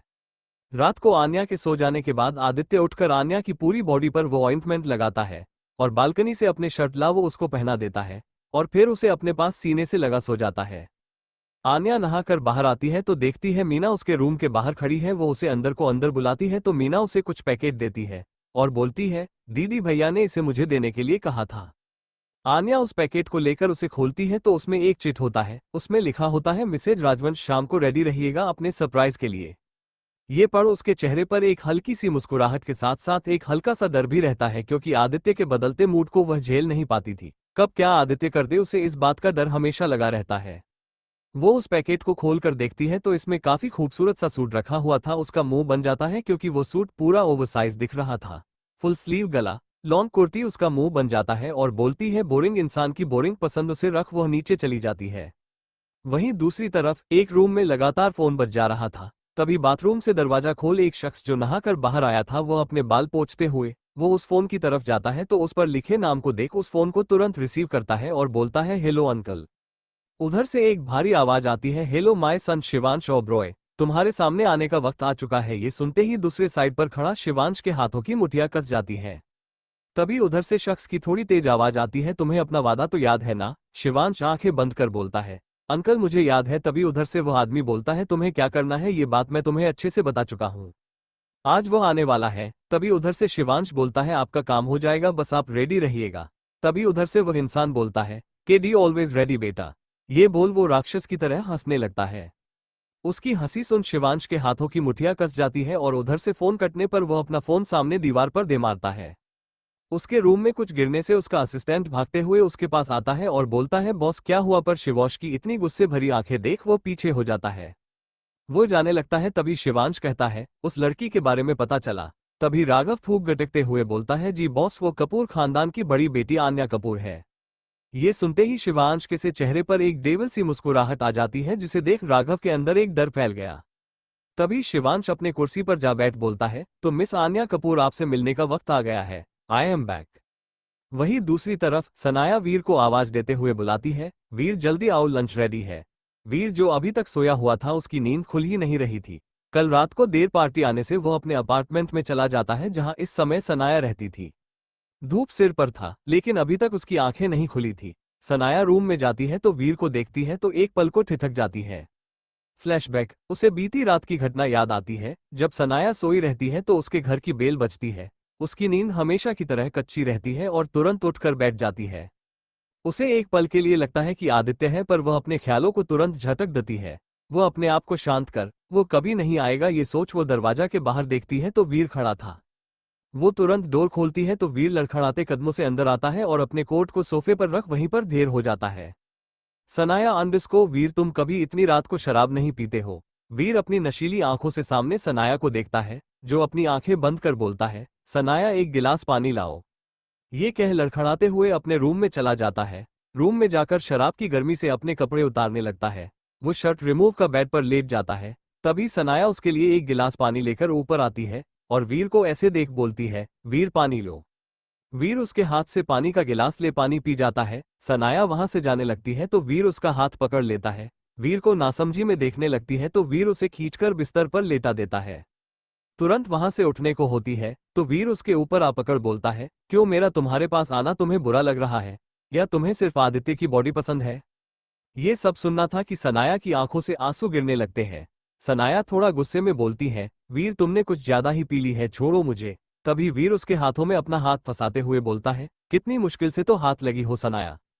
तो सनाया थोड़ा गुस्से में बोलती है, वीर तुम ऐसे नहीं हो तो ऐसे बनने की कोशिश मत करो। वीर अंडस्को तुम भी तो ऐसी नहीं थी ना, तुम ऐसा कैसे बन गई। तभी वीर उसके बालों को पीछे करते हुए, या तुम ऐसा चाहती थी। सनाया की आंखों से आंसू बह जाते हैं। फिर वो बोलती है, जो बातें बीत गई हो उसे बीत जाने दो। वीर अंडस्को जो बातें तुम्हारे लिए बीत गई है, उन्हीं बीती बातों में कोई तिल तिल मरकर जिया है जिसे तुम नहीं समझ पाओगी। तभी वीर उसके कमर पर हाथ डालते हुए उसे अपने पास खींचते हुए बोला, वैसे भी तुम्हें लोगों को खुश करना बहुत पसंद है तो क्यों ना तुम आज मुझे खुश कर दो। सनाया को वीर के मुंह से ये सब सुन अच्छा नहीं लगता है। वो गुस्से में उसे धकेलते हुए बोलती है, छोड़ो मुझे, मैं कोई वेश्या नहीं हूं। तभी वीर तो वेश्या से कम भी तो नहीं हो। सनाया गुस्से में वीर को धकेलती है, धकेल नहीं पाती क्योंकि वीर उसके दोनों हाथों में अपने हाथों को फंसाया रहता है। तभी सनाया बोलती है, मैं अलग अलग मर्दों के साथ सोई नहीं हूं, मैं सिर्फ आदित्य के करीब गई हूं। वीर अंडस्को ओ मैं तो भूल गया, तुम तो आदि से प्यार करती थी ना, तो उसके लिए अपने जिस्म का भी सौदा कर दिया। तो फिर मेरे प्यार का क्या, चलो मैं भी तुमसे प्यार करता था तो मैं भी तुम्हें अपना जिस्म देने का सोच रहा हूं, करो जो करना है। सनाया की आंखों से आंसू बहने लगते हैं। सनाया रोते हुए बोलती है, वीर तुम्हें पता है मजबूरी थी। वीर अंडस्को इतनी बड़ी मजबूरी नहीं थी कि तुम उसके पास चली जाओ। ये जानते हुए आदि तुमसे प्यार नहीं करता है और यह भी जानती थी कि मैं तुमसे प्यार करता हूं, फिर भी तुमने मेरा दिल तोड़ा क्यों सनाया, क्यों। ये कह वीर की आंखों से आंसू गिरने लगता है। सनाया रोते हुए बोलती है, यदि मैं नहीं होती तो कोई और लड़की होती। उस समय आदित्य को हमारी आवश्यकता थी। हाँ ये सच है कि कोई और भी आ सकता था, लेकिन मैं आदित्य से प्यार करती थी। मैं अपने सामने अपने प्यार को मरते हुए नहीं देख सकती थी, जो आज तक मरते हुए आ रहा था। वीर कुछ नहीं कहता। सनाया अपने आप को छुड़ाना चाहती थी पर उसकी पकड़ से नहीं छोड़ा पाती। धीरे धीरे वीर सनाया के करीब आने लगता है। वो उसके गर्दन के पास जा वो अपने होंठ रख देता है। सनाया जोर से आंखें मिच लेती है।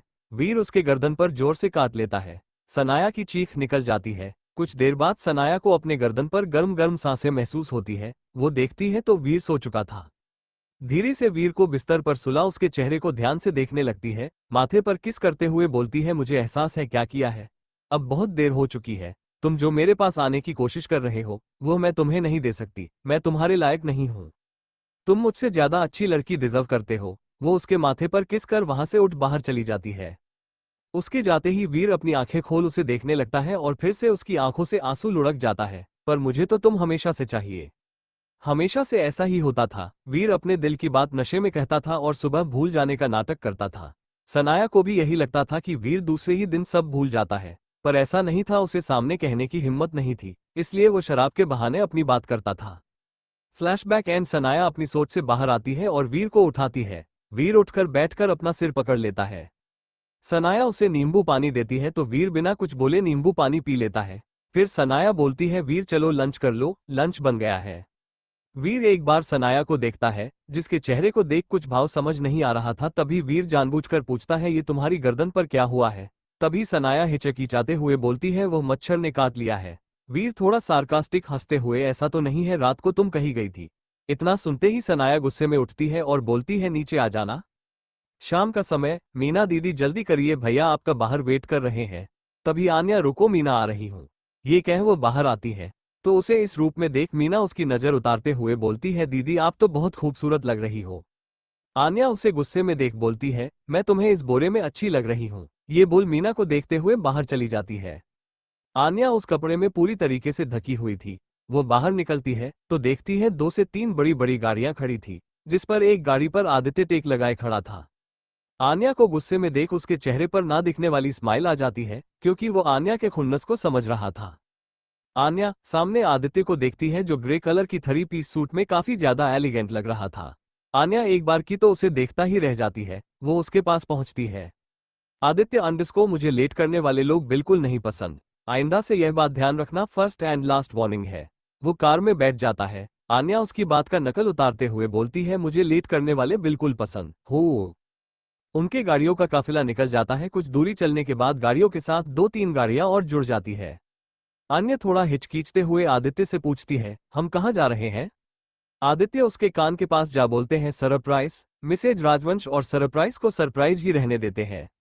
आन्या कुछ नहीं कहती, उसे हल्का सा डर लगने लगता है। तो वही कपूर हाउस में थोड़ा टेंशन का माहौल बना होता है। आलोक जी कभी इधर टहलते तो कभी उधर सोफे पर बैठे प्रकाश जी, सुधा जी, कीर्ति और आशिमा बस उनको दाएं बाएं घूमते देख रही थी। सुधा से नहीं रह जाता तो वो पूछती है, क्या हुआ, आप क्यों इतना परेशान है? तभी आलोक जी सोफे पर बैठ सिर पकड़ बोलते हैं, वो आ रहा है। सुधा अंडरस्को कौन? आलोक अंडरस्को आदित्य राजवंश। तो सुधा जी खुश होते में बोलती है, तो इसमें घबराने वाली क्या बात है, इसका मतलब आन्या भी आ रही होगी। तो आलोक जी सुधा जी की तरफ देख बोलते हैं, अब वो बदल चुका है सुधा जी, अब पहले जैसा नहीं रह गया है। यदि वो आ रहा है तो उसका जरूर कोई ना कोई मकसद होगा, और मकसद जो भी होगा वो खतरनाक ही होगा। तभी दरवाजे से अंदर आते हुए एक भारी सी आवाज आती है, कितना जानने लगे हैं आप मुझे ससुर जी? सभी डोर की तरफ देखने लगते हैं, जहां आदित्य के साथ राका, वीर और अधीरा, जिसे देख सब के सब खड़े हो जाते हैं। प्रकाश जी मन में, यदि यह आदित्य अपने साथ राका और अधीरा को लाया है, इसका मतलब इसका आना कोई मामूली नहीं है। उनके अंदर भी एक डर की लहर दौड़ जाती है। आदित्य के दमदार आवाज सुन सभी लोग दरवाजे की तरफ देखने लगते हैं। देखते हैं कई सारी बॉडीगार्ड के साथ आदित्य, अर्जुन, वीर, राका चारों अंदर आते हैं। उन सभी को देख एक बार के लिए सभी के अंदर हल्का सा डर बैठ जाता है। उन सभी के अंदर आते ही सभी खड़े हो जाते हैं। आदित्य अपने पेंट के दोनों में जेब में हाथ डाले हुए बड़े ही एरोगेंट और एटीट्यूड से अपने गॉगल्स उतारते हुए वहां खड़ा था। वो सभी के चेहरे देख मुस्कुरा कर बोलता है, डर डर बहुत जरूरी है। ये बोल अंदर आकर खड़ा हो जाता है। तभी आदित्य जाकर हेड चेयर पर बैठ जाता है, जो आलोक जी की जगह थी। तभी सुधा जी थोड़ी सी इमोशनल हो जाती है। वो आदित्य के पास जा ही रही थी। आदित्य उन्हें हाथ दिखा बोलता है, तो सासू माँ, आपको नहीं लगता कि आपका दामाद अपने ससुराल आया हुआ है और आपको उसकी खातिरदारी करनी चाहिए?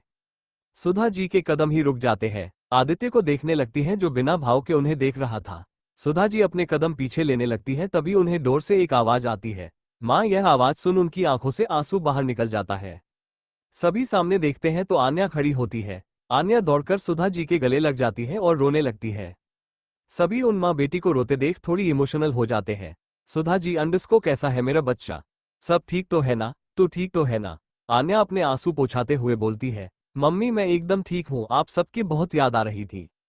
तभी आन्या अपने पिताजी के गले लगने ही जाती है कि आदित्य की थोड़ी तेज और कर्कश आवाज आती है, रुकिए मिसेज राजवंश। आन्या नासमझी में आदित्य को देखने लगती है। आलोक जी की भी नजर आदित्य पर चली जाती है।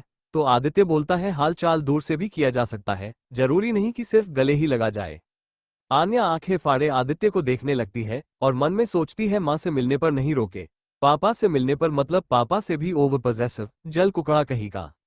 पापा के गले लगकर रोना है, अब इन्हें कैसे समझाएं कि दूर से रहकर नहीं रोया जा सकता। आन्या की स्थिति देख वहां पर हर कोई समझ रहा था। सुधा जी के चेहरे पर ना चाहते हुए भी एक स्माइल आ जाती है। वो बोलती है, इसकी पॉसेसिव कभी खत्म नहीं हो सकती। तभी आशिमा, जो इन सभी को देख अपने होश में ही नहीं आई थी, वो अपने होश में आई क्योंकि वो आदित्य को देख शॉक्ड हो गई थी। क्योंकि वो जान चुकी थी कि आदित्य असर है और यह बात उसे ना बताने को कही गई थी। और सबसे बड़ी बात, वो अधीरा को देख शॉक थी। पर अधीरा को देख उसका मुंह बन गया, क्योंकि अधीरा को तो कोई खबर ही नहीं थी कि वो यहीं पर है। वो अपने ही धुन में स्टेचू बना खड़ा था। यह देख आशिमा का मुंह बनाते हुए धीरे से वहां चली जाती है। उसके जाते ही अधीरा तिरछी नजरों से आसिमा को देखता है, पर उसके चेहरे के भाव देखकर कुछ नहीं समझ आया। तभी आदित्य आर्यन को कुछ इशारा करता है, तो आर्यन वीर को लेकर आशिमा के पीछे चला जाता है। कीर्ति आदित्य के पास जाकर बोलती है, जीजू मैं दीदी को लेकर अपने साथ जाऊं? आदित्य एक नजर कीर्ति के चेहरे को देखता है, फिर बोलता है, ओके साली साहिबा, पर आपके पास टाइम बहुत कम है। कृति खुश होते हुए आन्या को ऊपर लेकर चली जाती है। सुधा जी किचन में चली जाती है। आदित्य, अंडरस्को तो ससुर जी आपसे कुछ बात करना है, आप जहां मुनासिब समझे वहां हमारी बातचीत हो सकती है। आलोक जी हल्का सा घबराते हुए ऊपर स्टडी रूम की ओर इशारा करते हैं और आदित्य उनके पीछे चल देता है। तभी प्रकाश जी, जो अपना पसीना पूछ रहे थे, अधीरा उनके पास जाकर खड़ा हो जाता है, जिसे देख प्रकाश जी दो कदम पीछे हो जाते हैं। फिर अधीरा सीटी बजाते हुए आदित्य के पीछे चला जाता है। सुधा जी किचन में मेड को लंच की तैयारी करने को बोलती है। उसके बाद ऊपर आन्या के रूम में चली जाती है। आन्या जो अपने रूम में इतने दिनों बाद आई थी, वो अपना रूम वैसा ही देख वो इमोशनल हो जाती है। तभी कीर्ति बोलती है, मम्मा रोज आपके रूम की सफाई करती है। हमने हाँ में सिर हिला एक एक सामान को छूने लगती है और रोने लगती है। तभी सुधा जी कहती हैं, हमें लगा कि आप हमसे बात करने मिलने आए हैं, पर आप तो रो रही हैं। आन्या सुधा जी की तरफ मुड़ती है और उनके फिर से गले लग जाती है। सुधा जी उसके आंसू पूछते हुए बोलती हैं, अब रोना नहीं। उसे बिस्तर पर बैठाते हैं और पूछती हैं, आदित्य ने आपके साथ कुछ गलत तो नहीं किया? आदित्य का इतना सुनना ही था कि वो थोड़ी सी सहम जाती है, फिर छुपाते हुए बोलती है, नहीं माँ, ऐसा कुछ नहीं है। मैं जानती हूँ आपको बताने की आवश्यकता नहीं है, पर बेटा समय सब कुछ सही कर देता है। हाँ, समय गलत जरूर था, पर आप दोनों अपने इस रिश्ते को एक मौका जरूर देना। लेकिन जिस दिन आपको लगा आप आदित्य से रिश्ता नहीं रखना चाहती है, आप अपनी इस माँ को जरूर याद करना। मैं सारी हदें पार कर दूंगी, लेकिन आपको आपकी खुशी देकर रहूंगी। आन्या के चेहरे पर मुस्कुराहट आ जाती है। आन्या सुधा जी से बोलती है, मैं आपसे एक बात पूछूं, आप मुझे जवाब देंगे? सुधा जी थोड़ी परेशान हो जाती हैं, जैसे उन्हें आभास हो कि आन्या क्या पूछने वाली है। सुधा जी के हाँ कहने पर आन्या पूछती है, पापा और आदित्य की क्या दुश्मनी है? और आदित्य ने मेरे साथ जबरदस्ती शादी क्यों की? सुधा जी एक गहरी सांस लेते हुए बताती है, आदित्य ने आपके साथ जबरदस्ती शादी क्यों की, यह बात आपको सिर्फ आदित्य ही बता सकते हैं। और रही बात आपके पापा से दुश्मनी की, तो हम इन दोनों लोगों की दुश्मनी काफी पहले से है। आपके पापा कभी नहीं चाहते थे कि आपकी शादी आदित्य से हो, इसलिए बहुत कारणों से आपको छुपा के रखा था।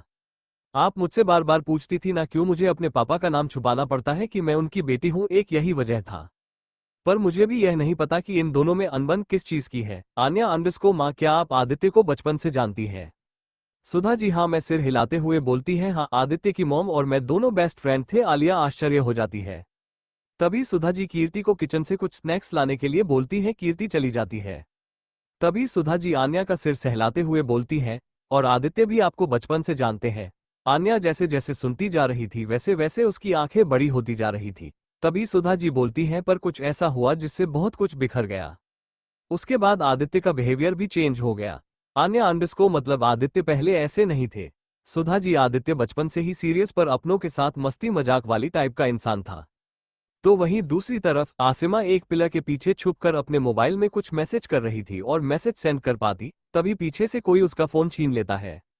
और पीछे अर्जुन को देख हल्का सा डर जाती है और हकलाते हुए बोलती है, मेरा मेरा फोन। तो तभी अर्जुन, अंडरस्को इतनी भी जल्दी क्या है, और जरा मैं भी मैसेज पढ़ूं। तो आज की हेडलाइन, आदित्य सिंह राजवंशी असर है, इसका सबूत मैं बहुत जल्द दूंगी। आर्यन अंडरस्को कितनी ईमानदार है, आप अपने रिपोर्टर चैनल के लिए पर अफसोस दे नहीं पाएगी। तभी वीर कहता है, शायद आप भूल गई मिस कि आपके साथ एक कॉन्ट्रैक्ट साइन हुआ है, जिसमें यदि आपने असर के खिलाफ अपने न्यूज चैनल पर कुछ भी दिया तो किसी भी कीमत पर असर आपका रिपोर्टर लाइसेंस रद्द करवाने से पीछे नहीं हटेगा, क्योंकि यह बात हाइड है और प्रूफ नहीं मिला है कि आदित्य ही असर है। अर्जुन सारे मैसेज डिलीट कर देता है। तो आशिमा भी बोलती है, हाँ हाँ मुझे याद आ गया, मैं नहीं देने वाली। तो अर्जुन बोलता है, जरा जाइए, हम लोगों के लिए कुछ खाने पीने का इंतजाम करिए मिस आसिमा। तो आसिमा गुस्से में तुनकते हुए चली जाती है। तो वही अर्जुन भी उसके पीछे चला जाता है। वीर चारों तरफ घर को देखकर जाने लगता है।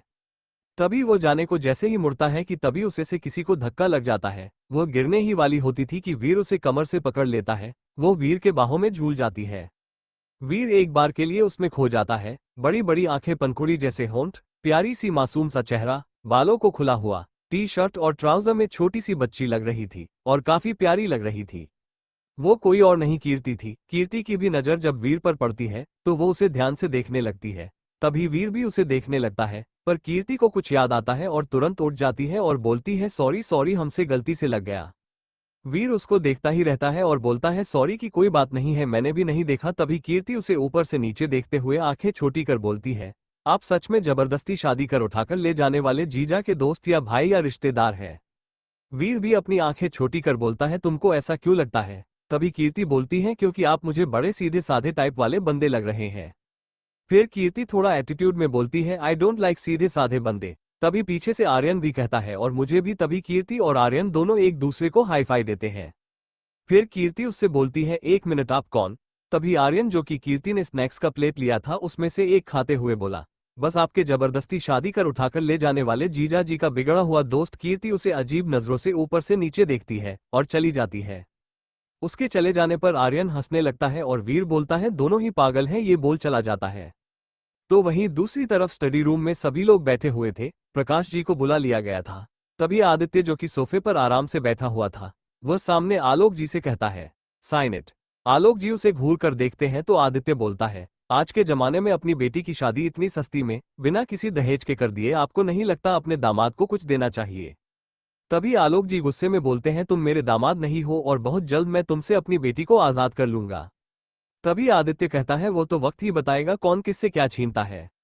आलोक अंडस्को, मैं तुम्हारे इनलीगल काम में कोई भी साथ देने वाला नहीं हूं। आदित्य, आप भले ही ना इनलीगल सही, पर आपका दामाद तो है ना, तो इतने बड़े नेवी ऑफिसर रह चुके आलोक कपूर जी का साइन मैं छोटे से काम के लिए तो कर ही सकता हूं ना। आलोक जी उसे गुस्से में देखते हैं तो आदित्य बहुत कैजुअली बोलता है, मैं अपनी बात नहीं दोहराता, पर एक बात याद रखना, आपकी बेटी मेरे पास है, और हाँ, ये जो इनलीगल का धौंस मेरे ऊपर जमा रहे हैं ना, आजकल सुनने में आया है किसी के डी की मदद ली जा रही है अपने बेटी को लाने के लिए। ये सुनते ही आलोक जी सुनने पड़ जाते हैं। तभी आदित्य अधीरा को कुछ इशारा कर वहां से निकल जाता है। तभी अधीरा प्रकाश के सर पर बंदूक रखते हुए बोला, अब साइन करेगा या इसका सिर उड़ाओ। आलोक जी जानते थे कि अधीरा का कौन सा मूड है, वो तुरंत पसीना पूछते हुए साइन कर देते हैं। दरअसल आदित्य का बहुत बड़ा बंदूक का शिप समुद्र के रास्ते आने वाला था, लेकिन जिस रास्ते से वह आ रहा था वहां पर काफी सेना की चेकिंग चल रही थी। तो किसी ऐसे इंसान का साइन चाहिए था जिसे देख वो तुरंत शिप को अपना अप्रूवल दे दे। जब ये बात आदित्य से की गई तो आदित्य के चेहरे पर एक डेविल स्माइल आ गई और उसे आन्या का चेहरा याद आया और तुरंत आलोक जी से मिलने का प्लान बनाया, क्योंकि आलोक जी पहले एक रिटायर्ड नेवी के ऑफिसर रह चुके हैं जिनको अभी भी लोग जानते हैं। थोड़ी देर बाद अधीरा बाहर निकल जाता है, उसके हाथ में एक पेपर था, वो सीटी बजाते हुए जा ही रहा था कि तभी अधीरा को कोई खींच लेता है। तभी अधीरा सामने देखता है तो सामने आसिमा थी, जो उसे ही ऊपर से नीचे देख रही थी। अधीरा कुछ गुस्से में बोलता ही है, तभी आशिमा अपने पंजों के बल खड़ी होकर अधीरा के होठों पर अपने होंठ रख देती है। अधीरा कोई रिएक्शन नहीं देता। असीमा को किस तो करने नहीं आता था, लेकिन वह उसे किस करने लगती है। कुछ देर बाद उसे छोड़कर बोलती है, अब मेरा बदला पूरा हुआ। वह जाने ही वाली होती है कि अधीरा उसे पकड़ दीवार से सटा उसके बालों को पकड़ उसके होठों पर अपने होंठ रख देता है और उसे रफली किस करने लगता है, जिससे आसिमा को दर्द होने लगता है। लगभग 10 मिनट बाद उसे छोड़ता है और बोलता है, मुझसे दूर रहना, ये कह वह चला जाता है। आसिमा गुस्से में उसे जाते देख रही थी और वो बोलती है, अभी भी एक किस उधार रह गया है, वह तो मैं तुम्हें देख लूंगी। दो गाड़ियां राजवंश हाउस पर उतरती हैं, उसमें से वीर अर्जुन अधीरा बाहर निकलते हैं, तो वहीं दूसरी गाड़ी से आन्या गुस्से में बाहर निकल घर के अंदर भागकर चली जाती है। उसे इस तरह जाता देख आदित्य एक गहरी सांस लेकर अंदर जाने लगता है, तो पीछे से अर्जुन बोलता है, आज तो आदित्य की शामत आने वाली है। तभी अधीरा बोलता है, ऐसा क्यों? तो अर्जुन बोलता है, क्योंकि आज बीवी जो गुस्सा है। ये बोल ठहाका मारकर हंसने लगता है। वीर भी मुस्कुरा देता है और अधीरा के दिमाग से यह बात ऊपर से चली जाती है। तभी अर्जुन अधीरा को देख बोलता है, तू ज्यादा अपने दिमाग मत लगा, तेरे पास दिमाग की कमी है, ये बोल चला जाता है। अधीरा उसे गुस्से में देखता रहता है। तभी वीर बोलता है, उसे गुस्से में देखने से तेरे पास दिमाग नहीं आ जाएगा, ये बोल वह भी चला जाता है। अधीरा उन सब के पीछे चला जाता है तो उसके अंदर इस समय दोनों को गोली से मार देने का मन कर रहा था। तो आन्या अपने रूम में चली जाती है और रूम का डोर लॉक कर बिस्तर पर मुंह छुपा रोने लगती है। दरवाजा खटखटाया जाता है, नहीं खुलता। तभी आदित्य बाहर से दरवाजा खोलकर अंदर आता है। आन्या जब पीछे आदित्य को अंदर आते हुए देखती है तो वो सोचती है, मैं तो अंदर से लॉक की थी, तो फिर ये सोचकर चुप हो जाती है। यह उसी का तो घर है, डोर खोलना कौन सी बड़ी बात है, ये बोल फिर से मुझ पर रोने लगती है। आदित्य वॉशरूम में चला जाता है।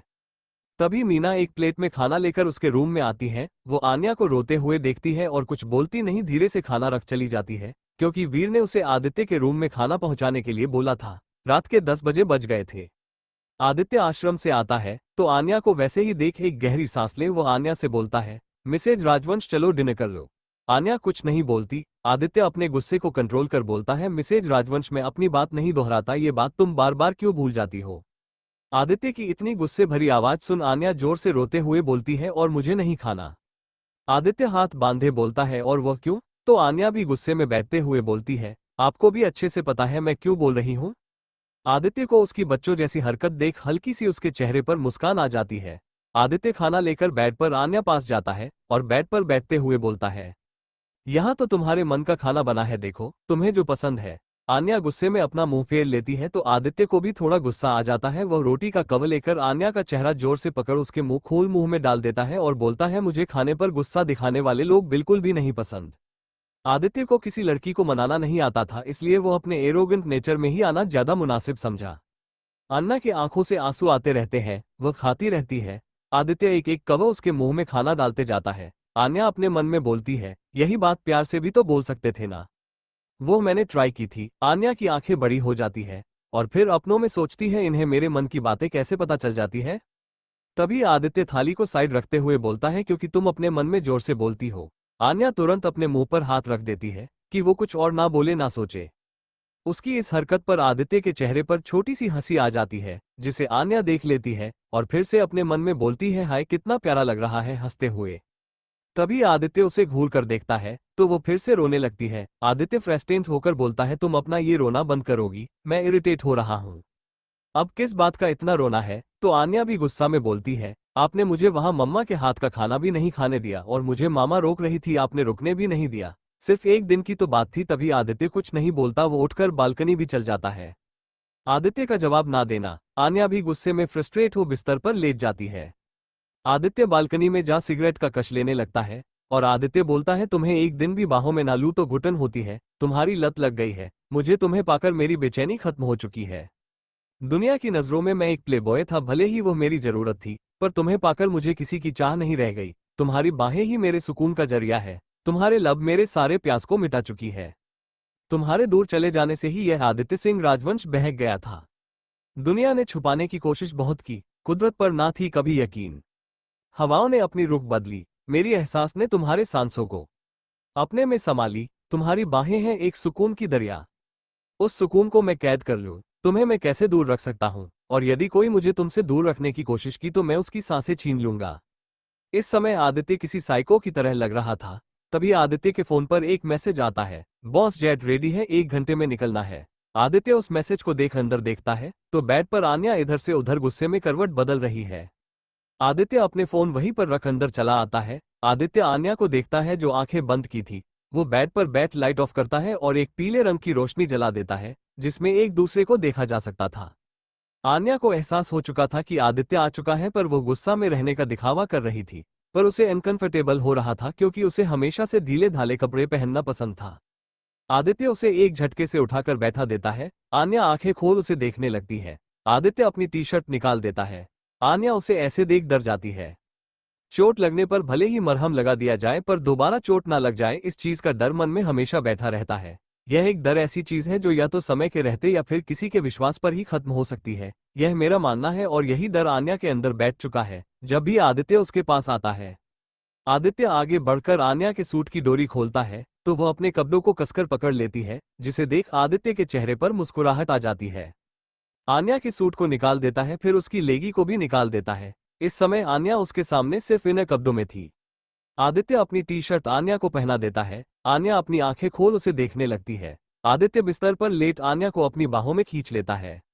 आन्या अभी भी उसे एकटक देख रही थी तो आदित्य आंखें बंद किए बोलता है, अगर तुम चाहती हो इसके आगे कुछ कंटिन्यू हो तो मुझे कोई प्रॉब्लम नहीं है। आन्या अपना चेहरा आदित्य के सीने में छुपा देती है। आदित्य उसे कसकर पकड़ लेता है। थोड़ी ही देर में आन्या उसके सीने पर सो चुकी थी। कुछ देर बाद जब आन्या गहरी नींद में सो चुकी थी तो आदित्य उठता है और उसके सर पर चूम अपने कैबर्ट से एक शर्ट निकाल पहनता है और उसी के साइड में बुकशेल्फ को हल्का सा घुमाता है तो एक सीक्रेट रूम खुलता है जो काफी सारी बंदूकें रखी थी। आदित्य उसमें से 2 बंदूक ले अपने कमर में खोसते हुए दरवाजे को बंद कर धीरे से बालकनी के रास्ते से निकल जाता है। तो वहीं कुछ घंटे बाद वो एक जेटलैंड होता है जिसमें से आदित्य, राका और अधीरा निकलते हैं। अधीरा आदित्य के वहां पहुंचते ही वहां पर नेवी आर्मी के ऑफिसर आकर आदित्य से हाथ मिलाता है और बोलता है, मिस्टर राजवंश आपका यहां आना कैसे हुआ? आदित्य अपने माथे पर हल्का सा उंगली से टैप करते हुए उस ऑफिसर से बोलता है, वह क्या है ना, मौसम काफी सुहाना है तो सोचा हम लोग थोड़ा टहलाते हैं। तभी राका और अधीरा टहलते टहलते पीछे से निकल वहां पर पहुंच जहां उनकी शिप आने वाली थी। वो साइन किया हुआ कागज ऑफिसर को दिखा देता है जो चेकिंग करने वाले थे। तभी वो ऑफिसर अपने आर्मी ऑफिसर को हाथ का इशारा करता है। जो शिप आने वाली थी वो उसे चेक नहीं करता और उसे आगे बढ़ा देते हैं। आदित्य जो ऑफिसर से बात कर रहा था उसके चेहरे पर एक तिरछी सी स्माइल आ जाती है। आदित्य उस ऑफिसर से हाथ मिला बोलता है, बस हमारा अब टहलना हो गया, अब हमें चलना चाहिए। वो ऑफिसर उसे देखता ही रह जाता है और वो सोच में पड़ जाता है, इतना बड़ा आदमी सिर्फ हवा खाने के लिए हेलीकॉप्टर से आया था। ये बात उसे समझ नहीं आती, पर आदित्य की इमेज सरकार के सामने एकदम क्लियर थी, क्योंकि आदित्य ने सरकार की काफी हेल्प की थी अपने सोर्सेस के जरिए, इसलिए किसी ने उस पर शक नहीं किया। और आदित्य भी वहां पर आदित्य राजवंश बनकर गया था, ना कि असर, क्योंकि असर को सिर्फ उसके कब्जों से पहचाना जाता है। आज तक किसी ने उसका चेहरा नहीं देखा। शिप समुद्र के दूसरे साइड मुड़ गया था, वो आदित्य की एरिया की तरफ चला गया। तभी राका भी उधर से चलते हुए आता है और बोलता है, चले आदित्य। आदित्य हाँ में सिर हिला चल देता है। पर अधीरा दूसरे रास्ते से जेट की तरफ चला जाता है, क्योंकि अधीरा असर का आदमी है, यह बात लगभग कई लोग जानते थे। सुबह के 3 बजे आदित्य बालकनी से होते हुए घर में आता है तो आन्या को देखता है, जो किसी मासूम बिल्ली की तरह दुबक कर सो रही थी। आदित्य आन्या के पास जा उसे अपनी बाहों में ले आंखें बंद कर लेता है। आन्या भी कसमसाते हुए उसे पकड़ लेती है। सुबह का वक्त, कॉलेज। आन्या और प्रिया दोनों ही कॉलेज पहुंचते हैं। तभी वो जा ही रही थी, तभी पीछे से आवाज आती है, दीदी। तो आन्या पीछे मुड़कर देखती है तो कीर्ति खड़ी थी। कीर्ति को देख आन्या उसके गले लग जाती है और बोलती है, तो यहाँ पर। तो कीर्ति मुस्कुराते हुए बोलती है, मैंने पापा से बात कर यहीं पर अपना एडमिशन करवा लिया। अच्छा, लेकिन यहाँ पर तो एडमिशन होना इम्पॉसिबल है, क्योंकि इसके लिए तो यहाँ की किसी का सोर्स होना चाहिए। ऐसे बीच में किसी का एडमिशन यहाँ पर नहीं होता है। तभी कीर्ति चहकते हुए बोलती है, दीदी पूरब यहाँ का 20% ट्रस्टी है, उसी के कहने पर मुझे यहाँ एडमिशन मिल गया। आन्या उसे देखती है, फिर कुछ नहीं कहती और मुस्कुरा देती है। कीर्ति, आप लोग जाओ, मैं मुझे कुछ काम है, बस मैं थोड़ी देर में आती हूँ। कीर्ति वहां से चली जाती है। तभी प्रिया अन्या से कहती है, देख आन्या, मैं तुझे बहुत पहले भी यह बात बता चुकी हूँ कि पूरब सही नहीं है। मैंने पूरब को कितनी लड़कियों के साथ देखा था। जब मैंने तुझे बताया तो तुझे लगता है कि मैं झूठ बोल रही हूँ, फिर तूने उससे शादी करने के लिए मान गई। इसी वजह से देख, मैं तेरी शादी में नहीं आई, क्योंकि मैं तुझे जबरदस्ती आग में कूदते हुए नहीं देख सकती थी। और अब इस पूरब का कीर्ति के करीब जाना मुझे कुछ समझ नहीं आ रहा। तभी आन्या कहती है, तू कुछ ज्यादा सोच रही है प्रिया। ऐसा कुछ नहीं है, मैं बचपन से जानती हूँ पूरब को, और वह तो आसमा दीदी के दोस्त भी है। तभी प्रिया कहती है, किसी के चेहरे पर नहीं लिखा है कौन कैसा है, बाकी तेरी मर्जी पर तू इस बात का ध्यान देना। आन्या प्रिया को खींचते हुए, अच्छा मेरी माँ, मैं ध्यान दूंगी, चल यार, उसे खींचते हुए लेकर चली जाती है। वीर, जो आन्या को छोड़ने आया था, गाड़ी में आन्या का मोबाइल देख उसे देने के लिए अंदर जाने लगता है। तभी उसकी नजर एक साइड एक जोड़े पर पड़ती है, जो एक दूसरे को कसकर गले लगाए होते हैं। उस लड़के का हाथ उस लड़की की कमर पर, तो वही लड़की उसके सीने पर लगी रहती है। और वह लड़का धीरे धीरे उस लड़की के गर्दन पर अपनी होठ चला रहा था, जिसे महसूस कर वो लड़की तुरंत उस लड़के से दूर हो जाती है और बोलती है, मैं क्लास में जाती हूँ। वह मुड़कर जाने लगती है। तभी वीर को उस लड़की का चेहरा दिखता है और वह अपनी जोर से मुट्ठी को जोर से कस लेता है। वो लड़का और लड़की कोई और नहीं, कीर्ति और पूरब थे, क्योंकि कीर्ति को पूरब छोड़ने आया था। पूरब कीर्ति को ऐसे जाते देख वह बोलता है, तुम्हें मैं इतनी आसानी से नहीं छोड़ूंगा, क्योंकि आन्या मेरे हाथ से निकल गई, पर मैं तुम्हें निकलने नहीं दूंगा। तो वहीं दूसरी तरफ केडी शिवांश ओबरॉय पर फोन लगाता है। तो शिवांश अपना फोन रिसीव करता है तो केडी उधर गुस्से से बोलता है, मैं ये क्या सुन रहा हूँ, उसकी शिप वहां से निकल गई और तुम वहां कुछ कर नहीं पाए। तभी कैजुअली शिवांश बोलता है, मैंने उस पर अटैक भी किया था, पर उसे पहले ही पता चल गया, तो मैं कुछ नहीं कर सकता। पर हाँ, उसे मैंने एक चोट जरूर दे दी है, जिससे वो मुझे कभी भूल नहीं पाएगा। ये कह शिवांश हंसने लगा। तो केडी बोलता है, मतलब? तो शिवांश बोलता है, जिस आदित्य को कोई छू नहीं सकता, उसे मेरे हाथों की गोली खानी पड़ी, क्या ये कम है? केडी भी उधर से हंसने लगता है और बोलता है, मान गया तुम्हें। इस समय लंच कैफेटेरिया में आन्या, प्रिया, पीयूष और कीर्ति चारों बैठे हुए थे। कीर्ति अपने मुंह में समोसा खाते हुए, डी कितना बड़ा कॉलेज है और कितना अच्छा है, अगर मुझे पता होता तो मैं बहुत पहले ही यहाँ से पढ़ती। तभी पीयूष कीर्ति से पूछता है, वैसे कीर्ति, तू तो मुझे बता रही थी तुझे वो कॉलेज तेरा फेवरेट है, तुझे वहां पर अपने दोस्तों को नहीं छोड़ना, फिर अचानक ऐसा क्या हुआ जो तू यहाँ पर नाम लिखवाने आ गई? कीर्ति जो समोसा खा रही थी, उसका समोसा उसके गले में अटक गया और वो हल्का सा खांसने लगी। तभी आन्या उसकी पीठ को सहलाते हुए उसे पानी देते हुए बोली, पीयूष आराम से बात किया करो, देखो उसके गले में अटक गया और क्या हुआ, ये तो अच्छा है ना। वैसे भी मैं अपने उस जल्लाद पति की वजह से किसी से मिल नहीं पाती हूँ, इससे तो अच्छा है, इसी बहाने में अपने फैमिली से जुड़ी तो रहेंगी। तभी पीयूष अपने सर पर हाथ रखते हुए बोलता है, अरे हाँ, मैंने तो तुझसे पूछना ही भूल गया, तेरी शादी हुई किससे है? सुना उस पूरब से तेरी शादी हुई ही नहीं। मैंने और प्रिया ने डिसाइड किया था तेरी शादी में ना जाने के लिए, क्योंकि भाई हम तो तुझे तुझे आग में, छत से, कुआं में, इन सब से कूदते हुए नहीं देख सकते थे। तभी कृति बोलती है, क्यों क्यों नहीं आए आप दोनों? पीयूष अंडरस्को, क्योंकि यह जो पूरब दिखता है ना, वैसा है नहीं। तभी कृति थोड़ा गुस्से में बोलती है, क्यों, क्या खराबी है उनमें? तो प्रिया पीयूष को कुछ इशारा करती है तो पीयूष चुप हो जाता है। तो प्रिया कीर्ति से बोलती है, तो इतना हाइपर क्यों हो रही है?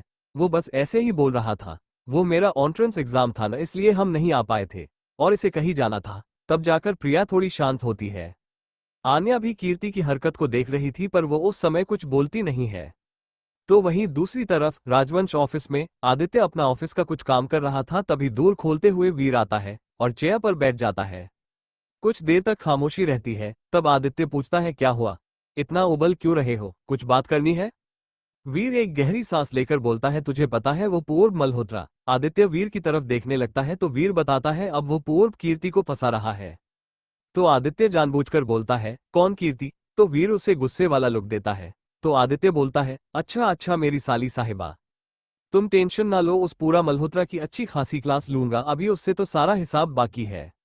वीर को अभी भी गुस्से में देख आदित्य थोड़ा मजाक करते हुए कहता है कहीं ऐसा तो नहीं है कि तुझे मेरी साली साहिबा पसंद आ गई है? तो वीर उसे घूर कर बोलता है वो आन्या की बहन है, मैं बस इसलिए कह रहा था क्योंकि जो मैंने अपनी आंखों से देखा उसे इग्नोर नहीं कर पाया। मैंने तुझे बताना जरूरी समझा क्योंकि कहीं ना कहीं वो तुझसे जुड़ी है। ये कह चला जाता है, उसके जाते ही आदित्य के चेहरे पर स्माइल आ जाती है। तभी आदित्य के फोन पर एक कॉल आता है, वो उस कॉल को देख उसे म्यूट कर रिसीव नहीं करता। ऐसे ही कर न जाने कितनी बार वह कॉल आता है पर वो उसे रिसीव नहीं करता है। आदित्य चेयर से सिर टिका आंखें बंद कर बोलता है इस बार नहीं। शाम का समय, कॉलेज से सभी अपने अपने घर पर चले जाते हैं। प्रिया रेस्टोरेंट में चली जाती है जहां पर वो काम किया करती थी। प्रिया वहां की एक वेटर थी। रात के 8 बजे बज गए थे। उसी होटल के टॉप फ्लोर पर खुले एरिया में जहां बड़ी बड़ी सोफे लगी थी, काफी सारे शो प्लांट लगे हुए थे, वहां का वातावरण ही कुछ अलग लग रहा था। तो वहीं पर अर्जुन, वीर और नानू की मीटिंग चल रही थी। नानू वही शख्स था जो आदित्य ने पनिशमेंट में वीर और अर्जुन को नानू को बिजनेस का फाइल दिया था। वीर अपनी सारी फाइल के बारे में बात कर ही रहा था, तभी नानू एक पैर पर पैर रखते हुए थोड़ा एटीट्यूड में बोलता है जरा रुक वीर साहब, इतनी भी क्या जल्दी है, सुना है यहाँ पर काफी अच्छी डिशेज मिलती है। डिशेज मीन्स लड़की। वीर को गुस्सा आ रहा था इसीलिए वो ये मीटिंग नहीं करना चाहता था। एक नंबर का अयाश था। अभी भी उसके बगल में उसकी असिस्टेंट जो एक फॉरेनर्स थी, वो एक शर्ट पहने जिसमें उसका ऊपरी हिस्सा काफी हद तक रिवील हो रहा था, और एक हॉट पैंट पहनी हुई थी जो काफी हद तक छोटी थी। तभी नानू के बगल में खड़ी उसकी असिस्टेंट मैरी एक बेल बजाती है और अपना ऑर्डर दे देती है। तभी 20 मिनट बाद एक बड़े से ट्रे में काफी सारी डिश लिए एक वेटर आती है। तभी अर्जुन, जिसे एक जानी पहचानी खुशबू महसूस होती है, तो वह अपनी आंखें बंद कर अपनी मुट्ठी कस लेता है, जैसे उसे पता चल गया हो कि कौन आया है और वो कभी नहीं चाहेगा कि नानू के सामने वो लड़की आए। वो वेट्रेस कोई और नहीं, प्रिया ही थी। वो थोड़ी डरते डरते आ रही थी क्योंकि नीचे पहले ही बता दिया गया था उधर माफिया के लोग बैठे हुए हैं, और तब से डर खाए बैठी हुई थी और उसी को डिश देकर भेज दिया गया। प्रिया वहां पहुंचती है तो नानू, जो अपने असिस्टेंट में बिजी था, प्रिया को ऊपर से नीचे देखने लगता है। प्रिया ने इस समय वेट्रेस का ड्रेस पहना हुआ था जो व्हाइट रंग की शर्ट और ब्लैक रंग की मिनी स्कर्ट थी। इस ड्रेस में प्रिया काफी खूबसूरत लग रही थी, या यूं कहूं वो काफी ज्यादा हॉट लग रही थी। प्रिया को देख अपने होठों पर जीभ फेर बोलता है सो डिलीशियस। ये सुनकर प्रिया का भी खून खौल उठता है, तो वही अर्जुन का तो पारा ही हाई हो जाता है। वो अपने गुस्से को कंट्रोल किया रहता है। तभी नानू प्रिया का चेहरा देख बोलता है it means dinner look so delicious. Priya अपने मन में कहती है तारानकन तारानकन, चूहे की दवा से मर जाने वाला इंसान, सर टकलू, उल्टी कर देने वाला चेहरा वाला राक्षस, मुझे बेवकूफ समझा है। उसके चेहरे के बनते बिगड़ते भाव को देख उसकी असिस्टेंट उसे बोलती है अब वही खड़ी रहोगी या लेकर इधर आओगी।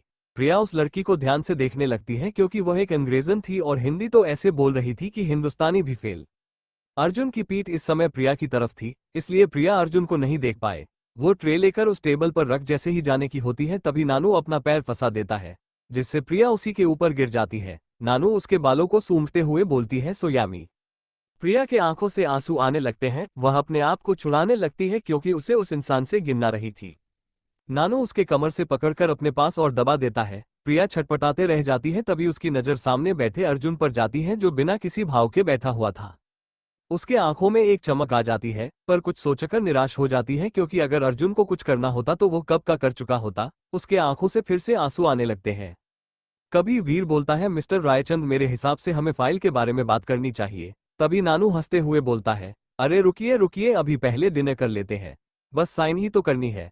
आदित्य राजवंश के साथ बिजनेस भला कौन नहीं करना चाहेगा। वीर को काफी गुस्सा आ रहा था क्योंकि वीर प्रिया के बारे में जानता था, उसे आन्या से रिलेटेड हर इंसान के बारे में जानकारी थी। पर वो इस समय कुछ बोलकर डील खराब नहीं करना चाहता था क्योंकि अंडरवर्ल्ड में नानू का आदित्य से जोड़ना आदित्य के लिए काफी फायदेमंद था। और वो सोच रहा था नानू को अपने बातों में फंसा प्रिया को यहां से निकालने का।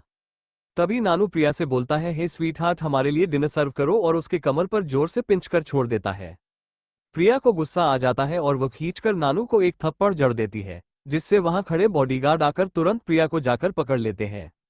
प्रिया झटपटाने लगती है तो अगले ही पल प्रिया अपने मुंह पर हाथ रख 2 कदम पीछे हो जाती है, क्योंकि जिन बॉडीगार्ड ने उन्हें पकड़ा था वो दोनों ही जमीन पर गिरे हुए थे।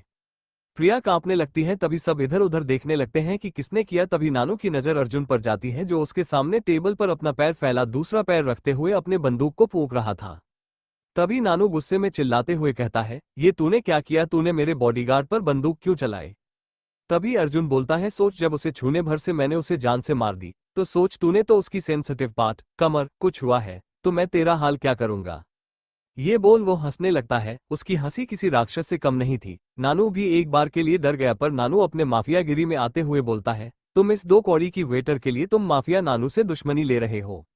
अब नहीं तुम्हें ये डील मिलेगी और ना ही तू यहाँ से जिंदा जा पाएगा। और रही बात इस लड़की को छूने की, तो अब तो मैं इसे अपने बिस्तर तक लाके रहूंगा। नानू ये बात बोल वीर और आदित्य के चेहरे को देखने लगता है, जिसके चेहरे पर डर नाम की चीज थी ही नहीं, बस थी तो दोनों के चेहरे पर एक तिरछी सी मुस्कुराहट। वीर तो पहले तो शॉक्ड हुआ, पर अर्जुन को ऐसा देखकर उसे समझते देर नहीं लगी, अर्जुन प्रिया से कनेक्टेड है।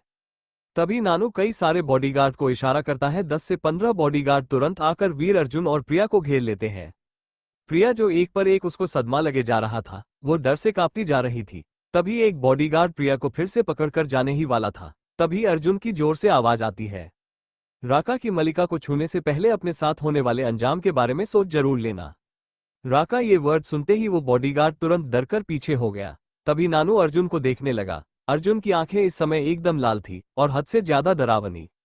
तभी अर्जुन वीर को कुछ इशारा करता है। वीर जैसे ही अपने हाथ की ताली बजाता है, वैसे ही 4 से 5 बॉडीगार्ड तुरंत वहां आ जाते हैं। उन बॉडीगार्ड को देख जो अर्जुन वीर को घेरे खड़े थे, वो तुरंत दूर हो जाते हैं, क्योंकि उनके पोशाक देख ही सब समझ गए कि यह असर के आदमी है। अब नानू को भरोसा हो गया कि यह राका है और वो डर से कांपने लगा। नानू कितना भी बड़ा माफिया क्यों ना हो, पर राका की निर्दयी के बारे में हर कोई जानता था कि असर का राइट हैंड राका ही है, जिसे किसी को मारने और तड़पाने में 1% का अफसोस नहीं होता है। तभी वो सभी अर्जुन के सामने खड़े जाते हैं, तो वो कुछ इशारा करता है और वो बॉडीगार्ड नानू को पकड़ कर ले जाते हैं। अब नानू अपने मौत की भीख मांग रहा था, वो जान गया था कि उसे अर्जुन छोड़ने वाला नहीं है। प्रिया तो वही यह सब देखते देखते ही बेहोश होकर वहीं पर गिर जाती है। सुबह का वक्त, आदित्य इस समय अपनी स्टडी रूम में बैठा था और उसी के बगल में वीर खड़ा था और मोहन उसका ड्रेसिंग कर रहा था। आदित्य की हाथ दाएं पर गोली का निशान था, जिस पर इस समय ब्लड आ रहा था, वो उसे क्लीन कर पट्टी लगा रहा था। तभी मोहन कहता है, वैसे आदि सुना है तेरी बेबी मेडिकल स्टूडेंट है, तुझे नहीं लगता उसकी प्रैक्टिस तेरे हमेशा लगन वाले चोटों को साफ करते करते ही हो जाएगी? उसकी बात सुनते ही आदित्य उसे खा जाने वाली नजरों से देख रहा था और बोलता है, तो वीर मन में बोलता है, ये तो गया। तभी आदित्य आराम से देखते हुए बोलता है, मैं भी देख रहा हूं आजकल डॉक्टर श्वेता के साथ काफी बाहर लॉन्च किया जा रहा है, ये बात रावी को पता है क्या? मोहन जो कि आदित्य का मजाक बना रहा था, तो ये बात सुन हवा ही उड़ गई और वो तुरंत आदित्य से कहता है, तूने कब देखा है? मैंने देखा ही नहीं, मेरे पास तो उसकी फोटो और वीडियो भी है। अब तो मोहन की हालत खराब हो जाती है। वीर उसकी हालत देख उसे हंसी आ रही थी। तभी मोहन कहता है, यह क्या मजाक है, मैं जानता हूं तुम लोग मुझे बस ऐसे ही फंसा रहे हो। तभी आदित्य आराम से कहता है, ये सब बात गलत है, तो तेरे चेहरे पर इतनी पसीना क्यों आ रहा है? तभी मोहन बोलता है, पहले मुझे वीडियो दिखाओ। तो आदित्य अपने मोबाइल में कुछ टाइपिंग करते हुए बोलता है, वो तो तुझे रावी के पास ही देखने को मिलेगा। ये ले, मैंने उसे भेज दिया। या वो अपने मोबाइल में ऑफ का बटन दबा देता है। बेचारे मोहन की तो सांसें अटक जाती है। वो वहां से तुरंत अपना सामान समेटता है और बोलता है, आदित्य मैं तुझे देख लूंगा, एक दिन मेरा भी समय आएगा। ये कह वहां से ऐसे भागा जैसे बेचारे के पीछे कोई शेर पड़ा हो। आदित्य और वीर दोनों ही जोर जोर से हंसने लगे। वीर कहता है, वैसे एक बात तो है, सबकी लाइफ सीरियस हो गई है, इसकी लाइफ सीरियस नहीं है। तभी आदित्य बोलता है, इन दोनों को लड़ते देख मुझे तो बड़ा मजा आता है। तभी वीर थोड़ा सीरियस होकर, इन दोनों में काफी ज्यादा प्यार है आदि, और तुझे भी एक बहुत प्यारी वाइफ मिली है, तो अपने लाइफ में उसके साथ बीती बातों को भुलाकर आगे बढ़। आदित्य जो अभी हंस रहा था वह भी सीरियस हो जाता है और बोलता है, बढ़ने की कोशिश तो कर रहा हूं मैं, पर की गई गलतियां इतनी जल्दी कोई नहीं भूलता। ये कह वो अपने शर्ट पहनते हुए बाहर चला जाता है। आन्या अपने रूम में आकर अपने आंसू बहा रही थी। वो नीचे किचन की तरफ जा रही थी, तभी वो डॉक्टर मोहन को बाहर जाते हुए देखती है। तभी वो आदित्य और वीर की बातें सुन लेती है और आदित्य के शरीर पर चोटों के घाव को देख वो मन में सोचती है, आदित्य को चोट लगी हुई है और यह बात मुझे पता ही नहीं है, और मैं उसी चोट पर सिर रखकर सोती हूँ। ये सोचकर ही उसके अंदर एक दर्द उभर आया। तभी उसे अपनी माँ की बातों का ख्याल आया जो सुधा जी ने उससे कहा था।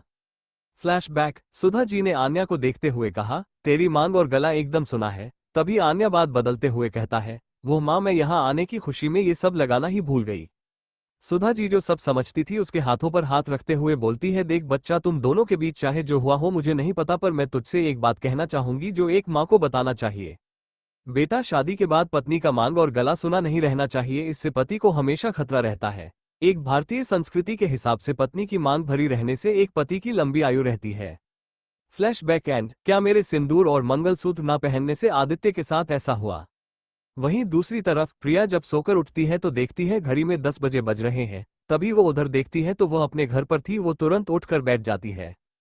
पहले तो उसे समझ नहीं आता, तभी उसे कुछ याद आता है और वह झट से अपने कपड़े को देखती है जिसने इस समय एक सफेद शर्ट पहनी हुई थी, जिसे देख प्रिया को रोना आने लगा और वह रोती हुई बोलती है, क्या मेरे साथ वो सब कुछ हो गया जो नहीं होना चाहिए था? तभी वो अगल बगल देखती है तो वो उसी का घर था और जैसे उठने को होती है तो उसकी कमर काफी दर्द हो रही थी। अब तो उसका रोना और बढ़ गया। तभी उसके रोने की आवाज सुन अर्जुन रूम में आता है। अर्जुन को देख एक बार के लिए प्रिया खुश हो जाती है, पर अगले ही पल उसे गुस्सा आ जाता है क्योंकि उसे होटल में हुई सारी हरकतें याद आने लगती है।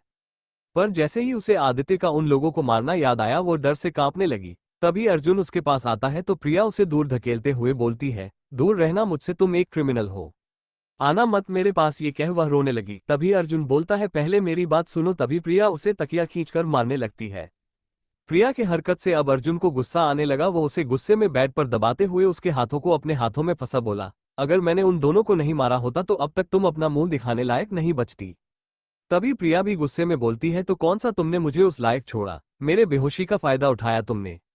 अर्जुन गुस्से में बोलता है, क्या कर रही हो तुम? तभी प्रिया थोड़े गुस्से और थोड़े मासूमियत से बोलती है, मेरे कमर में दर्द हो रहा है, इसका मतलब तुम मेरे साथ फिजिकल हुए हो। और मैंने तुम्हारी शर्ट भी पहनी है क्योंकि ऐसा ही होता है, जब कोई किसी के साथ फिजिकल होता है तो सुबह एक आदमी की शर्ट में लड़की पड़ी होती है और उसके कमर में दर्द होता है। आदित्य उसकी बात सुनकर एक बार उसको देखता है और सिर्फ जोर जोर से हंसने लगता है। वो इतना खुलकर दिल से कभी नहीं हंसा था। वो हंसते हंसते वही प्रिया के बगल में लेट जाता है। इस समय अर्जुन शर्टलेस था। वो हंसते हंसते बोलता है, मेरी जंगली बिल्ली, तुम कितनी इनोसेंट हो। तुम ये बोल फिर से हंसने लगता है। विज्ञान गुस्से में उस पर चिल्लाते हुए बोलती है, मेरी इज्जत का कबाड़ा कर, कमीना, दुष्ट राक्षस, बदबूदार कीड़े, तुम्हें हंसी आ रही है? और प्रिया उसे अपने हाथों से उसके सीने पर मारने लगती है और उसके आंखों से लगातार आंसू गिर रहा था। अर्जुन हंसना बंद कर देता है और प्रिया को अपने ऊपर खींच लेता है।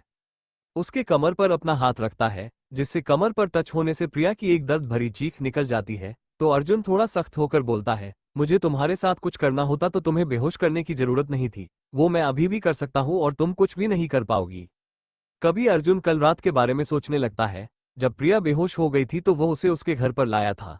वो उस समय बहुत गुस्से में था। वो बाथरूम से जा बाल्टी में पानी लाया।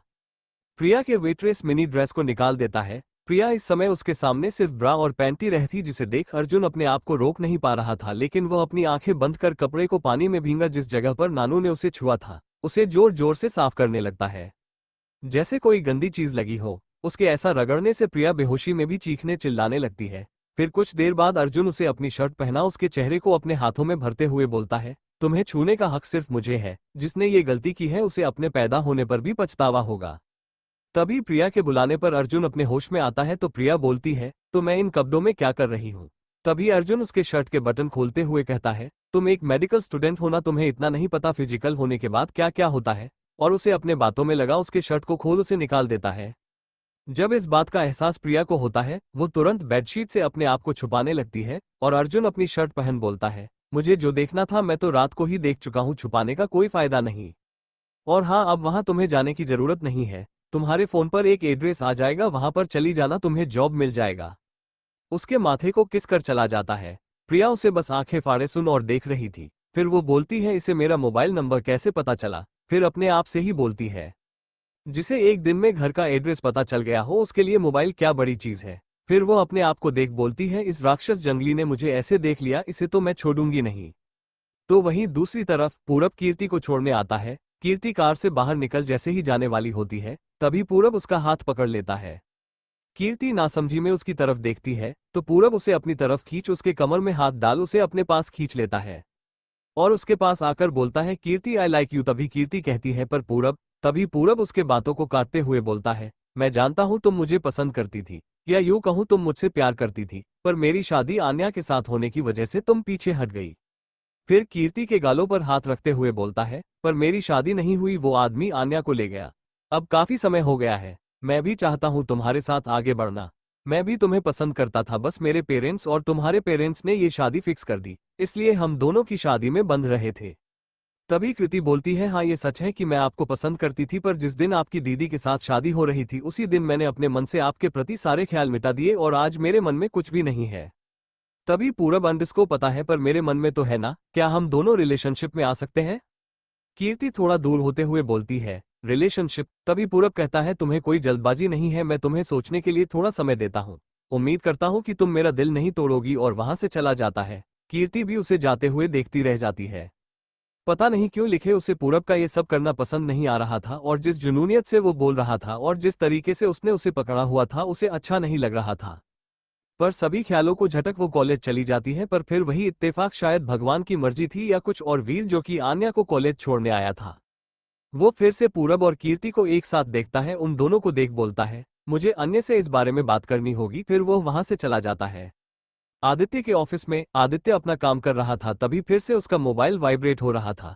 उस पर वही कल वाला नंबर शो हो रहा था, जिसे देख इरिटेट हो अपना फोन फेंक देता है। तभी वीर अंदर आते हुए बोलता है फोन फेंकने से सलूशन नहीं हो सकता। ये कह वो अपना फोन दिखाता है जिस पर वही नंबर शो हो रहा था। आदित्य कुछ नहीं बोलता, वीर फोन रिसीव करता है। तभी वो फोन स्पीकर पर कर देता है। उधर से एक दमदार और भारी आवाज आती है तो आपका कॉल उठ गया, आपके बॉस ने आपको इजाजत दे दी फोन उठाने की, और अब तक तो आपने फोन को स्पीकर पर भी कर दिया होगा। वीर अपने मन में बोलता है इस आदित्य का दिमाग शायद इन्हीं से आया होगा। अगर वो मेरी आवाज सुन रहे हैं तो उन्हें बता दीजिएगा कि कल वो हवेली चले आए, हमारा 50वीं सालगिरह है जिस पर उनकी दादी ने उनको बुलाया है, और हाँ ना करने की गलती बिल्कुल नहीं होनी चाहिए। ये बोल वो फोन रख देते हैं। आदित्य उनकी बात सुन आंखें बंद कर सिर टीका लेता है तो फिर बोलता है तो क्या सोचा है, चलना है?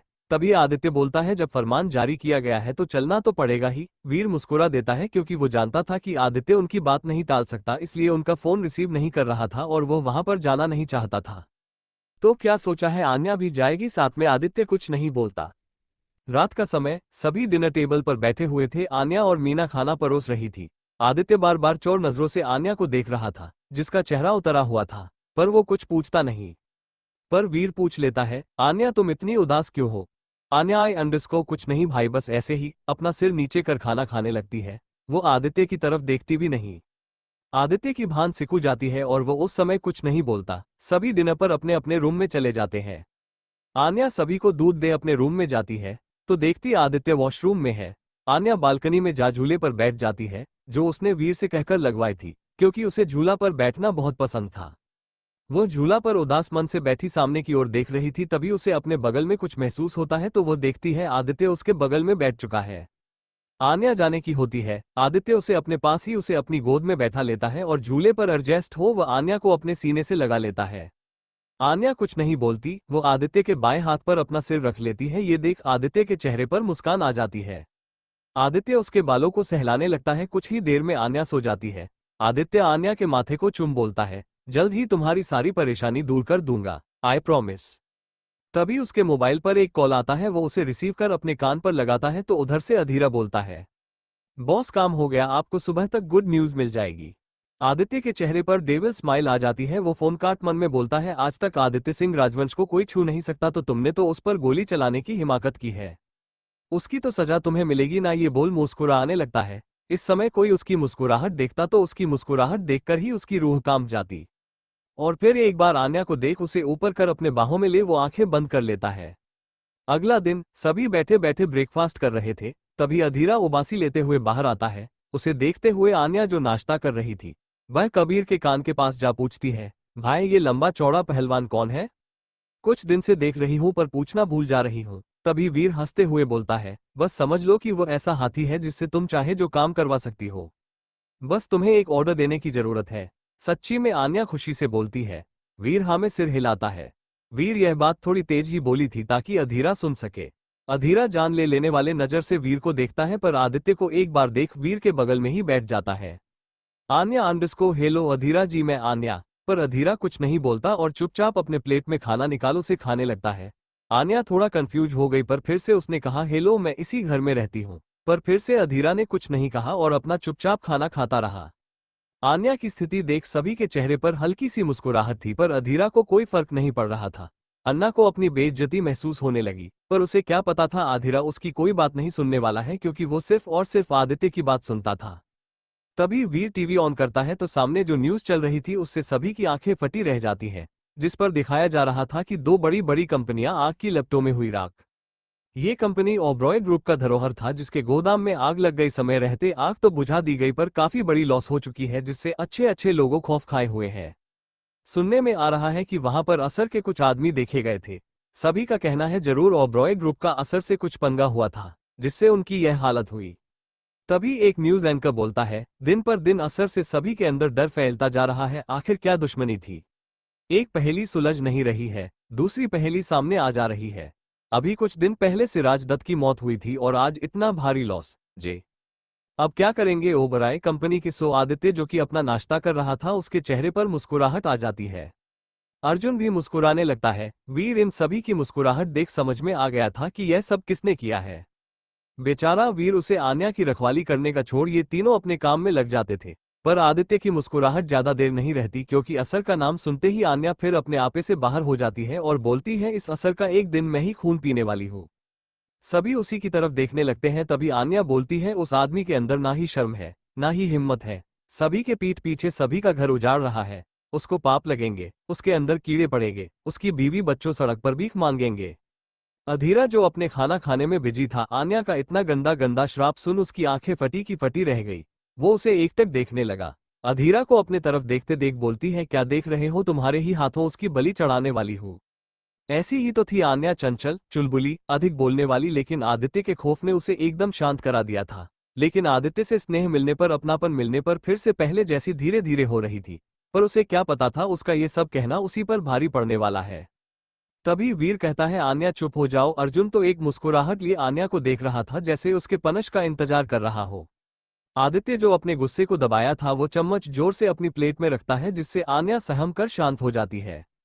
तभी वह आदित्य की तरफ देखती है और सोचने लगती है, ये क्यों गुस्सा हो रहा है। तभी वो वीर से पूछती है, क्या यह असर का दोस्त है। भी मैं ये सब के बारे में बात करती हूँ, ये गुस्सा हो जाते हैं। वीर कुछ नहीं बोलता। तभी आदित्य उठते हुए बोलता है, आजकल तुम कुछ ज्यादा ही फ्री रहने लगी हो। मेरे कपड़े धोने के साथ साथ शाम की पूरे गार्डन की पानी आज से तुम देने वाली हो। आन्या जो बेचारी हाथ से जो चम्मच से खाना खाने जा रही थी, वो उसके हाथों से ही छूट जाता है और वो अपने आंसू भरी आंखों से आदित्य को देखने लगती है, क्योंकि गार्डन की सफाई और पानी देना मतलब 2 घंटे का काम, जहां पर 3 से 4 माली लगे रहते थे, अब उसे पूरा करना होगा।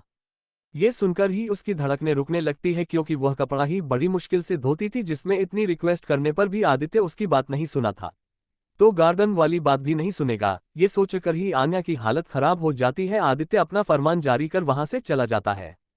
आन्या भी रोते हुए रूम में भाग जाती है। तभी वीर अधीरा की तरफ देख कहता है, अब क्या उसकी तरफ देख रहा है, जब देखने के लिए बोल रही थी तो देख नहीं रहा था, अब उसके सजा का क्या खुशी मना रहा है। ये कह वह चला जाता है।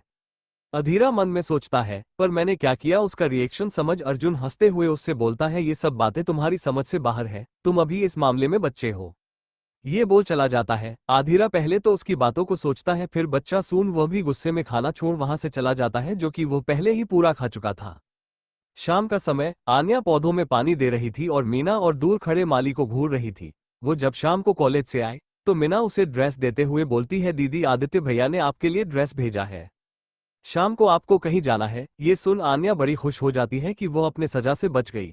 लेकिन जैसे ही मीना ने दूसरी बात कही, उसका पूरा चेहरा गुस्से से लाल हो गया। मीना अंडस को, आदित्य भैया ने कहा है आप पौधों को पानी दे, उसके बाद तैयार हो जाएगा, यहाँ से 8 बजे निकलना है। आन्या मन में कोसते हुए बोलती है, ये सब उस असर की वजह से हो रहा है, वो मुझे मिल जाए उसे कच्चा चबाने वाली हूँ। फिर अपने मुंह पर हाथ रख बोलती है, आदित्य सुनकर कोई पनिशमेंट ना दे दे। तो वही रात, इस समय आन्या इस समय अपने आप को मिरर में देख रही थी। मीना उसे एक प्रोफेशनल की तरह तैयार कर रही थी। आन्या बहुत प्यारी लग रही थी, पर उसका मुंह बिगड़ा हुआ था। वो मीना से कहती है, मीना, अपने आदित्य भैया से कह दिया करो मेरे लिए पूरा का पूरा एक बुर्खा ला दे, मैं उसी को पहनकर चली जाऊं। मीना हंसने लगती है। फिर मीना कहती है, कुछ भी कहो दीदी, पर आप बहुत ज्यादा सुंदर लग रही हो। तभी बाहर से हॉर्न की आवाज सुनाई देती है। आन्या अपने आप को देख एक गहरी सांस ले बाहर चली जाती है। बाहर आदित्य गाड़ी से टेक लगाए खड़ा था। वो ब्लू रंग का 3 पीस सूट पहना हुआ था, बाल उसके वैसे हमेशा की तरह बिखरे थे, हाथों में ब्रांडेड वॉच, कस्टम मेड जूते, वो काफी ज्यादा हॉट और स्मार्ट लग रहा था। तो वहीं उसी के बगल में खड़ा अर्जुन आदित्य से कुछ कम नहीं था, वो भी ब्लैक कलर के 3 पीस सूट में काफी ज्यादा हैंडसम एंड चार्मिंग लग रहा था। बालों को जेल से सेट किए हुए वो तो लग ही नहीं रहा था कि वह एक माफिया है। तो वही वीर जिसने ग्रे कलर के 3 पीस सूट में काफी ज्यादा हैंडसम स्मार्ट लग रहा था। कुल मिलाकर मेरे फिलहाल के तीनों हीरो कतई जहर लग रहे थे। तो वहीं सैंडल की आवाज सुन आदित्य सामने देखता है तो आन्या चलते हुए आ रही थी। आज मैंने ब्लू कलर की गाउन पहनी हुई थी जो पूरे नेक तक कवर थी। वो स्लीवलेस थी और साइड से एक कट जिसमें काफी ज्यादा स्मार्ट लग रही थी। पर जैसे ही उसकी नजर उसके चेहरे पर जाती है उसके चेहरे पर एक छोटी सी स्माइल आ जाती है। तो वही वीर आदित्य के पास जाकर बोलता है, आन्या कितनी बड़ी और प्यारी हो गई है ना। आदित्य कुछ नहीं बोलता, तभी अर्जुन बोलता है, पर इसका जिद्दीपना नहीं बदला। आदित्य उसे घूरता है तो वो इधर उधर देखने लगता है। आन्या आदित्य के पास से होते हुए सीधे जाकर कार में बैठ जाती है। आदित्य की भौहें ऊपर की ओर उठ जाती है पर वो कुछ नहीं बोलता, वो जाकर गाड़ी भी पीछे बैठ जाता है। आगे वीर ड्राइविंग सीट पर तो उसके बगल में अर्जुन बैठ जाता है। चारों की गाड़ी लेकर चलती है। तभी पीछे से कोई किसी को कॉल करता है, बॉस उसकी गाड़ी निकल चुकी है। उधर से आवाज आती है, तुम सब अपना काम कर देना। इधर से ओक बॉस। आदित्य के कार के पीछे से 2 गाड़ियां और निकल जाती है। वही 1 घंटे बाद सुनसान जगह से होते हुए गाड़ी जा रही थी। तभी पीछे वाली गाड़ियां आदित्य की गाड़ी को जैसे ही ओवरटेक करने वाली होती हैं तभी उनके आगे पीछे 4 से 5 गाड़ियां उन्हें घेर लेती हैं। वह सभी निकलने की कोशिश करते हैं और वह उन दोनों गाड़ियों को निकलने नहीं देती हैं। तभी पीछे से गोलियां चलने की आवाज आती है तो आन्या इधर उधर देखती है और बोलती है, ये कैसी आवाज थी। तो अर्जुन बेफिक्री में कहता है, वो क्या है ना भाभी जी, शादी का माहौल है तो बस पटाखे चल रहे हैं। ये कह वो एक नजर आदित्य को देख सामने देखने लगता है। अब आन्या बेचारी को क्या पता कि पीछे मौत का खेल चल रहा था। आदित्य के चेहरे पर एक डेविल स्माइल आ गई थी और वह मन में बोलता है, तूने आदित्य पर वार किया था, तूने आदित्य के अपनों पर वार किया था, इसलिए वह वार आदित्य पर लगा, पर हर बार ऐसा नहीं हो सकता। ये बोल एक बार मिरर से पीछे को देखता है जहां गोलियां चल रही थी। पीछे जो कार उनका पीछा कर रही थी। आदित्य के ट्रेन बॉडीगार्ड उन्हें घेर लेते हैं और उनमें फायरिंग शुरू हो जाती है। आदित्य कुछ सोचने लगता है। फ्लैशबैक, जब आन्या के घर से आ रहे थे तभी गोलियां चलने की आवाज आती है। आन्या जो कार में सो चुकी थी। आदित्य तुरंत अपनी बंदूक अपने हाथों में लिए बाहर निकलता है तो देखता है कुछ आदमी खड़े थे जो अपने आप को ढके हुए थे। तभी वहां आदित्य के बॉडीगार्ड भी आ जाते हैं और वह भी फायरिंग करने लगते हैं। तभी एक आदमी जो कि लंबा चौड़ा कद का था वह आदित्य के ऊपर बंदूक तानता है, पर आदित्य के अंदर कोई डर नहीं था। आदित्य भी अपनी बंदूक निकाल उस आदमी के ऊपर ध्यान देता है, पर तभी उस आदमी का बंदूक दूसरे निशाना को जाने लगा। आदित्य कुछ समझ पाता तब तक वह आदित्य की तरफ से बंदूक हटा वह वीर की तरफ गोली पॉइंट कर देता है, जिसे गोली पॉइंट कर गोली छोड़ देता है। आदित्य वीर को खींच लेता है और उसके बाहों में गोली लग जाती है। वह नकाबपोश आदमी मुस्कुराते हुए चला जाता है। तब तक आदित्य के बॉडीगार्ड उन सारे आदमियों को मार चुके होते हैं।